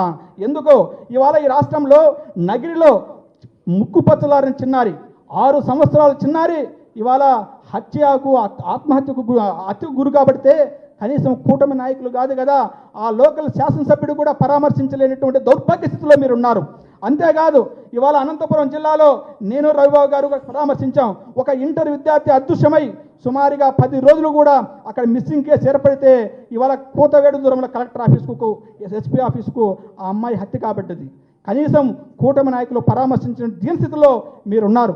అంతేకాదు ఈ రాష్ట్రంలో మీరు ఈ మధ్య చూస్తున్నాం పవన్ కళ్యాణ్ గారు ఇవాళ అదేవిధంగా ఈ పాడేరు, అరకు ప్రాంతాలలో ఆయన రోడ్ల మీద తిరుగుతూ ఫోటోలు దిగుతూ ఉన్నారు. ఇందాక మేడం గారు చెప్పారు, దుప్పట్లు పంచితే గిరిజన సంక్షేమం వస్తుందా? దుప్పట్లు పంచితే గిరిజనులు అభివృద్ధి చెందుతారా? వాళ్ళ జీవితాలు బాగుపడతాయా? అది కాదు. గిరిజనులకు ఏం చేయాలి? ఈరోజు కూడా డోలీ మొదలు ఇవాళ మళ్ళీ మొదలయ్యాయి. గతంలో మనం అధికారంలో ఉన్నప్పుడు మోటార్ బైక్ అనేటువంటి ఒక మోటార్ బైక్ పెట్టి అక్కడ ముందు సదుపాయాలు కల్పించి ఏదైతే గిరిశిఖర గ్రామాల్లోకి వెళ్ళి మనం వైద్యం చేసే పరిస్థితి ఆ రోజు ఉంది. కానీ ఇవాళ అది పూర్తిగా తుడిచిపెట్టిన పరిస్థితి. కాబట్టి ప్రతి ఒక్కరూ గమనించాలి, మనం ఏదైతే జగన్మోహన్ రెడ్డి గారిని ఏదైతే 2014 నుంచి 2019 చంద్రబాబు నాయుడు మోసంతో మళ్ళా 2019 నుంచి 2024లో జగన్మోహన్ రెడ్డి గారిని ఏ విధంగా గెలిపించుకున్నామో, కానీ ఈ 4 సంవత్సరాల్లో మనందరికీ ఒక కష్ట పరిస్థితులు ఉంటాయి. ఖచ్చితంగా కేసులు ఉంటాయి, మన మీద దౌర్జన్యాలు ఉంటాయి, దాడులు ఉంటాయి. కానీ అన్నీ ఎదుర్కొని ఖచ్చితంగా జగన్మోహన్ రెడ్డి గారికి అండగా ఉండి 2024లో మళ్ళీ ఒకసారి జగన్మోహన్ రెడ్డి గారిని ముఖ్యమంత్రి చేసుకుంటే మన జీవితాలు బాగుపడతాయి. మళ్ళీ మన గిరిజన సంక్షేమ అభివృద్ధి 3 పువ్వులు 6 కాయలుగా విరజిల్లుతుంది. కాబట్టి ప్రతి ఒక్కరు కూడా ఈ విషయాన్ని దృష్టిలో పెట్టుకొని ఈ అవకాశం ఇచ్చినటువంటి పెద్దలందరికీ కూడా, ముఖ్యంగా భాగ్యలక్ష్మి గారికి, అదేవిధంగా ఇక సావధానంగా మీ అందరికీ కూడా హృదయపూర్వకంగా నమస్కరించుకుంటూ సెలవు తీసుకుంటున్నా. జై ఆదివాసీ, జై జగన్, జై జగన్, జై Jagan. Thank you so much అండి. అదేవిధంగా ఈ కార్యక్రమాన్ని ఉద్దేశించి మాజీ ఎస్టీ సెల్ అధ్యక్షులు హనుమంత్ నాయక్ గారిని మాట్లాడాల్సిందిగా కోరుతున్నా. ఈరోజు ప్రపంచ ఆదివాసీ దినోత్సవం సందర్భంగా వైఎస్ఆర్ కాంగ్రెస్ పార్టీ కేంద్ర కార్యాలయంలో ఏర్పాటు చేసినటువంటి ఈ కార్యక్రమానికి అధ్యక్షత వహిస్తున్నటువంటి మాజీ శాసనసభ్యురాలు వైఎస్ఆర్ కాంగ్రెస్ పార్టీ గిరిజన విభాగం రాష్ట్ర అధ్యక్షులు శ్రీమతి భాగ్యలక్ష్మి గారికి, ఈ కార్యక్రమానికి అతిథులకు విచ్చేసిన పెద్దలు గౌరవనీయులు శాసనమండలి సభ్యులు డాక్టర్ కుంభా రవిబాబు గారికి, అరకు శాసనసభ్యులు మత్స్యలింగం గారికి, ఉమ్మడి విశాఖ జిల్లా పరిషత్ చైర్మన్ సుభద్ర గారికి, అరకు మాజీ పార్లమెంట్ సభ్యురాలు మాధవి గారికి, ట్రైకార్ మాజీ చైర్మన్ సోదరుడు సురేంద్ర గారికి, జీసీసీ మాజీ డైరెక్టర్ పాలపర్తి వెంకటేశ్వర గారు, వైఎస్ఆర్ కాంగ్రెస్ పార్టీ గిరిజన నాయకులు వెంకట సుబ్బయ్య గారు, మానపాటి చిరంజీవి గారు, అదేవిధంగా వైఎస్ఆర్ కాంగ్రెస్ పార్టీ రాష్ట్ర కమిటీ, జిల్లా కమిటీ నాయకులకు, మీడియా మిత్రులకు నా హృదయపూర్వక నమస్కారాలు తెలియజేస్తా ఉన్నాను. అదేవిధంగా వైఎస్ఆర్ కాంగ్రెస్ పార్టీ తరఫున రాష్ట్రంలోని గిరిజనులందరికీ, గిరిజన శ్రేయభిలాషులకు ఆదివాసీ దినోత్సవ శుభాకాంక్షలు తెలియజేస్తూ, నాకంటే ముందు మాట్లాడిన పెద్దలందరూ కూడా అన్ని విషయాలు మాట్లాడారు. ఈ విషయాల ద్వారా మనందరికీ అర్థం చేసుకోవాల్సింది ఒకటే, గిరిజనుల కోసం ఈ రాష్ట్రంలో కానీ ఉమ్మడి రాష్ట్రంలో కానీ పనిచేసిన వ్యక్తులు ఎవరైనా ముఖ్యమంత్రులు ఉన్నారంటే అది కేవలం రాజశేఖర రెడ్డి గారు, రాష్ట్రం విడిపోయిన తర్వాత జగన్మోహన్ రెడ్డి గారు. 40 సంవత్సరాల రాజకీయ అనుభవం ఉందని చెప్పుకునే చంద్రబాబు నాయుడు గారు కేవలం కళ్ళబొల్లి మాటలతో, కపట ప్రేమతో మన ముందు మాట్లాడుతూ అమాయక గిరిజనులను మోసం చేయాలని ఒక ఆలోచన తప్ప అభివృద్ధి చేయాలనే ఆలోచన ఏనాడు ఆయనకు లేదు. ఎందుకంటే ఇప్పుడు మాట్లాడిన మన పెద్దలందరూ కూడా మెడికల్ కాలేజీ గురించి కానీ, ఇంజనీరింగ్ కాలేజీ గురించి కానీ, ట్రైబల్ యూనివర్సిటీ గురించి కానీ, సంక్షేమ అభివృద్ధి పథకాల గురించి కానీ, సపరేట్ ఎస్టీ కమిషన్ గురించి కానీ, ఇతర అన్ని కార్యక్రమాలు గిరిజనులకి మేలు చేసిన రాజశేఖర గారి గురించి కానీ, జగన్మోహన్ రెడ్డి గారి గురించి కానీ మనం మాట్లాడుకున్నాం. ఏ విషయం కూడా ఇప్పటివరకు చంద్రబాబు నాయుడు గారు ఫలానా పని గిరిజనులకు ఉపయోగపడేది సంక్షేమ అభివృద్ధి పథకం కానీ అభివృద్ధి గురించి మాట్లాడుకోలేదు. గత ప్రభుత్వం 2014-19లో ఆనాడు ఆయన చేసిన గిరిజనులకు మోసం, గిరిజన సలహా మండలిలో మెజారిటీగా గిరిజన శాసనసభ్యులందరూ కూడా వైఎస్ఆర్ కాంగ్రెస్ పార్టీలో ఉన్నారని చెప్పి తెలిసి నామినేటెడ్ టీఎస్సీ మెంబర్లను టీడీపీ కార్యకర్తలు నియమించుకొని జీవో నంబర్ 97 తీసుకొచ్చి చింతపల్లి పాడేరు ప్రాంతంలో ఉన్న ఏజెన్సీ ప్రాంతంలో ఉన్న బాక్సైట్ ఖనిజాలను దోచుకోవాలని చూశారు. అదేవిధంగా ఏనాడు కూడా మనం మాట్లాడుకున్నటువంటి గిరిజనులకు మేలు చేసిన జగన్మోహన్ రెడ్డి గారు, రాజశేఖర రెడ్డి గారు చేసిన కార్యక్రమాలు మనం ఎలా చెప్పుకుంటున్నామో టీడీపీ వారు ఈరోజు చెప్పుకోవడానికి ఏ కార్యక్రమం లేనప్పటికీ సురేంద్ర గారు చెప్పినట్టుగా ట్రైబల్ సబ్ ప్లాన్లు కూడా అరకొర నిధులు కేటాయించి గిరిజనులకు ఆ నిధులను కూడా సకాలంలో ఖర్చు చేయకుండా దారి మళ్లించిన ఘనత కూడా చంద్రబాబు నాయుడు గారికే దక్కుతుంది. ఈరోజు మరలా గతంలో అరకులో గిరిజన దినోత్సవానికి వెళ్ళిన చంద్రబాబు నాయుడు గారు ఈరోజు మరలా పాడేరుకి వెళ్ళి అమ్మాయి గిరిజనులు మోసం చేయాలని చెప్పి కుట్ర చేస్తూ ఉన్నారు. మనందరం కూడా తెలుసుకొని ఈ కుట్రలను భంగం చేయాల్సిన అవసరం ఉంది. మనందరం కూడా రాబోయే 2029 ఎలక్షన్లో మరలా జగన్మోహన్ రెడ్డి గారిని ముఖ్యమంత్రి చేసుకోవడానికి వైఎస్ఆర్ కాంగ్రెస్ పార్టీ గిరిజన విభాగం తరఫున కలిసికట్టుగా పనిచేసి మనం మరోమారు జగన్మోహన్ రెడ్డి గారిని ముఖ్యమంత్రి చేసుకుందామని చెప్పి తెలియజేస్తూ నాకు ఈ అవకాశం ఇచ్చిన మీ అందరినీ పేరు పేరున హృదయపూర్వక ధన్యవాదాలు, కృతజ్ఞతలు చేసి తెలియజేసుకుంటా ఉన్నాను.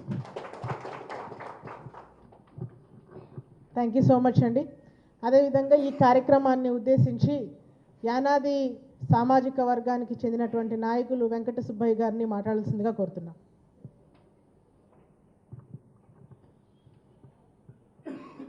ముందుగా ఇక్కడికి వచ్చినటువంటి నా ఆదివాసీ గిరిజన బిడ్డలందరికీ కూడా ప్రపంచ ఆదివాసీ దినోత్సవ సందర్భంగా శుభాకాంక్షలు తెలియజేస్తూ ఉన్నాను.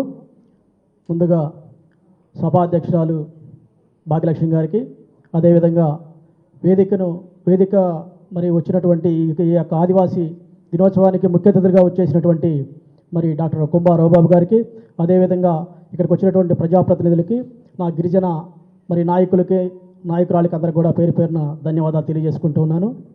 అయితే మరి మనం చూస్తూ ఉన్నాం ప్రపంచ ఆదివాసీ దినోత్సవం అంటే మరి చూస్తే ఎక్కడా కూడా ఒక పండగ వాతావరణం అంటే మరి సంక్రాంతి కానీ, వినాయక చవితి కానీ, ఇట్లాంటి పండగలన్నీ కూడా ఒక రాష్ట్రానికి సంబంధించినవి, ఒక దేశానికి సంబంధించినవి. కానీ ఆదివాసీ దినోత్సవం అనేటువంటి పండగ ప్రపంచం మొత్తం కూడా అన్ని దేశాలతో, ఒక దేశంతో సంబంధం లేకుండా, ఒక వర్గానికి సంబంధం లేకుండా, ఒక కమ్యూనిటీకి సంబంధం లేకుండా చేసేటువంటి పండగ ప్రపంచ ఆదివాసీ దినోత్సవం. ఇట్లాంటి పండగని ఇవాళ రోజున మనం విజయవాడ నడిబొడ్డులో మరి వైఎస్ఆర్ కాంగ్రెస్ పార్టీ కార్యాలయంలో వైఎస్ జగన్మోహన్ రెడ్డి గారి అధ్యక్షతన మరి ఈ రోజున మరి జరుపుకోవటం అనేది చాలా శుభపరిణామంగా ఈ సందర్భంగా మీకు తెలియజేస్తా ఉన్నా. మరి ఇందాక నుంచి కూడా పెద్దలందరూ కూడా చాలా క్లుప్తంగా చెప్తూ ఉన్నారు. మరి ఏజెన్సీ ప్రాంతంలో, మరి మైదాన ప్రాంతంలో చూసుకుంటే ఏజెన్సీ ప్రాంతంలో మరి ఎమ్మెల్యేలుగా చాలామంది కూడా ఉన్నారు. వాళ్ళ యొక్క మన గిరిజనుల యొక్క హావభావాలను కూడా మరి ప్రజాప్రతినిధుల ముందు కూడా తీసుకెళ్ళడం జరుగుతూ ఉంది. అదేవిధంగా మైదాన ప్రాంతంలో ఉన్నటువంటి నాయకులు మరి చాలామంది కూడా మైదాన ప్రాంతంలో ఇంతవరకు మరి ఒక ఎమ్మెల్యే కానీ, ఒక ఎంపీ కానీ ఎటువంటి రాజకీయ ప్రాతినిధ్యం కూడా లేకుండా మనం దాదాపుగా 15 లక్షల మంది ఉన్నటువంటి గిరిజనులు కూడా ఉన్నారు. మరి అట్లాంటి పరిస్థితుల్లో మరి జగన్మోహన్ రెడ్డి గారు 2019లో మరి ముఖ్యమంత్రి అయిన తర్వాత మరి ఎక్కడైతే ప్రతి ఒక్క ప్రాంతం నుంచి కూడా ఏజెన్సీ ప్రాంతం అయితేనేమి, మైదాన ప్రాంతం అయితేనేమి చూసుకుంటే మరి ఏజెన్సీ ప్రాంతానికి ఒక అధ్యక్షులు ప్రకటించారు. మరి మైదాన ప్రాంతానికి అంతకుముందు ఎస్టీ సెల్ అధ్యక్షులుగా మరి ప్రకటించారు.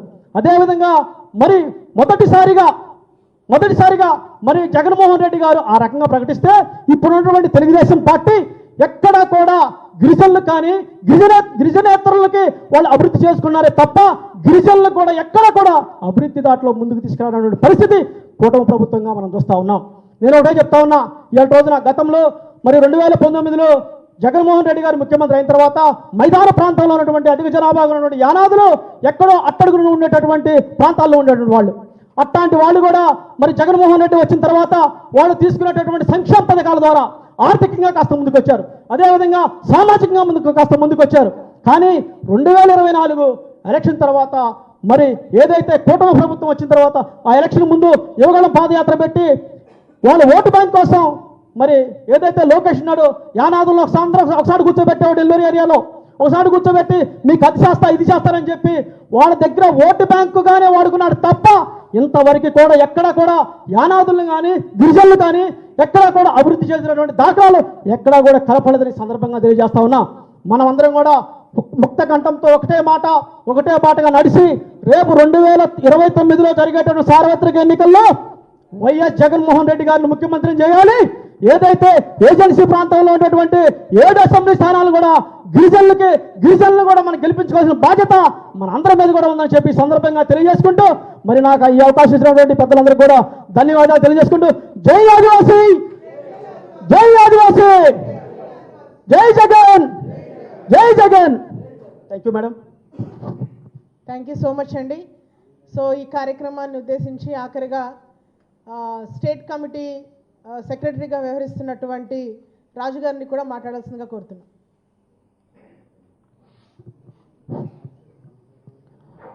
మరి ఈ గిరిజన ఆదివాసీ దినం సందర్భంగా ఇక్కడికి వచ్చిన పెద్దలందరికీ, అలాగే ఈ హోదాలో వచ్చిన నాయకులందరికీ, అలాగే మరి వేదికపై ఉన్న సభ అధ్యక్షురాలు మరి స్టేట్ మరి ఎస్టీసీఎల్ అధ్యక్షురాలు మేడం గారికి, అలాగే కుమార్ రవిబాబు గారికి, అలాగే ఎమ్మెల్యే గారికి, అలాగే జడ్పీ చైర్మన్ గారికి, పార్లమెంటు సభ్యురాలు గారికి, మీడియా మిత్రులందరూ కూడా నా హృదయపూర్వక ధన్యవాదాలు తెలియజేసుకున్నాను.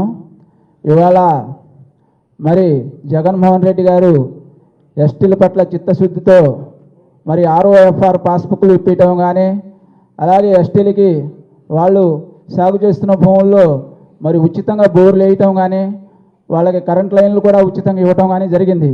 ఇవాళ ఈ కూటమి ప్రభుత్వం వచ్చాక ఒక్క రైతుకు ఒక బోర్ వేసిందా అని చెప్పేసి సభాముఖంగా అడుగుతున్నాను. ఒక ఎస్టీ రైతులు కానీ ఎక్కడైనా ఒక బోరు వేసిందా? మరి జగన్మోహన్ రెడ్డి గారు వేసిన బోరులో కనీసం మోటార్లు ఇవ్వండి అని అడిగినా కూడా ఇవాళ వరకు కూడా ఒక్క మోటార్ కూడా ఇవ్వలేదు. అలాంటి దుష్ట పరిస్థితుల్లో ఇవాళ రాష్ట్ర ప్రభుత్వం ఉంది.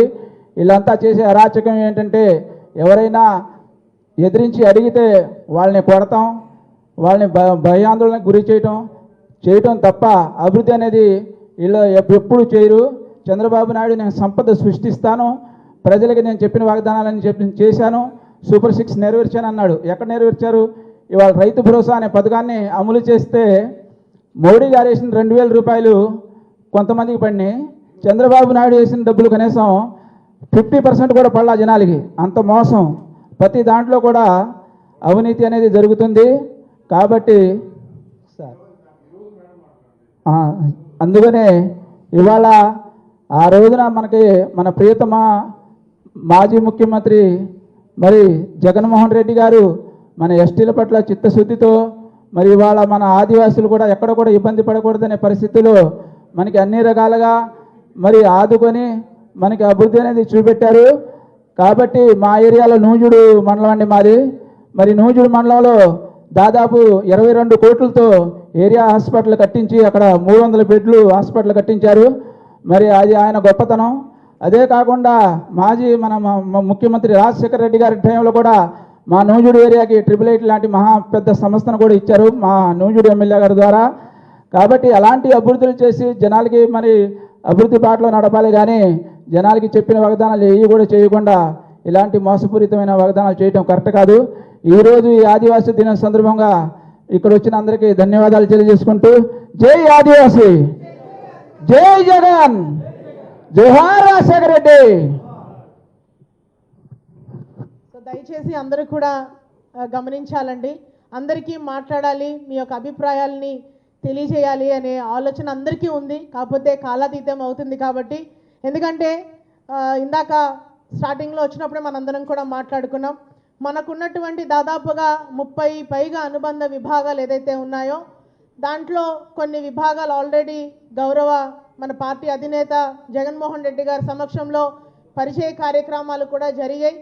సో మన ఎస్టీ సెల్కి సంబంధించి త్వరలోనే, ఎందుకంటే స్టేట్ కమిటీకి సంబంధించి 84 మంది సభ్యులుంటే దాంట్లో మనకి ఆల్మోస్ట్ 50 మంది వరకు స్టేట్ కమిటీ మనం ఏర్పాటు చేసుకోగలిగాం. అదేవిధంగా నియోజకవర్గాలు 175 నియోజకవర్గాలకి గాను దాదాపుగా 147 నియోజకవర్గాలకి అధ్యక్షుల్ని నియమించడం జరిగింది. ఇంకా కొంత బ్యాలెన్స్ వర్క్ ఉంది కాబట్టి అది కంప్లీట్ అయిన తర్వాత అధ్యక్షుల ఆధ్వర్యంలో ఖచ్చితంగా మనందరం కూడా మళ్ళీ ఒక సమావేశాన్ని మనం ఖచ్చితంగా ఏర్పాటు చేసుకుందామని కూడా తెలియజేస్తూ, సో ఈరోజు ఇక్కడికి వచ్చి మీ అందరి యొక్క అభిప్రాయాల్ని అదేవిధంగా మనందరం కూడా కలుసుకునే ఒక వేదికని ఇక్కడ ఏర్పాటు చేశారు. సో మరొక్కసారి అంటే ఇదొక మరిచిపోలేని ఆదివాసీ దినోత్సవంగా నేనైతే భావిస్తా ఉన్నాను. ఎందుకంటే కొత్త కొత్త పరిచయాలు నాకు ఈరోజు మనందరం కూడా మాట్లాడుకోవడం జరిగింది. సో ఇంత చక్కటి కార్యక్రమానికి సుదీర్ఘ ప్రాంతాల నుంచి విచ్చేసినటువంటి ప్రతి ఒక్కరికి కూడా మనస్ఫూర్తిగా హృదయపూర్వకంగా ధన్యవాదాలు తెలియజేస్తూ, మరొకసారి వైఎస్ఆర్ కాంగ్రెస్ పార్టీ తరఫున ప్రతి ఒక్కరికి కూడా ప్రపంచ ఆదివాసీ దినోత్సవ శుభాకాంక్షలు తెలియజేస్తూ సెలవు తీసుకుంటున్నాను. Thank you.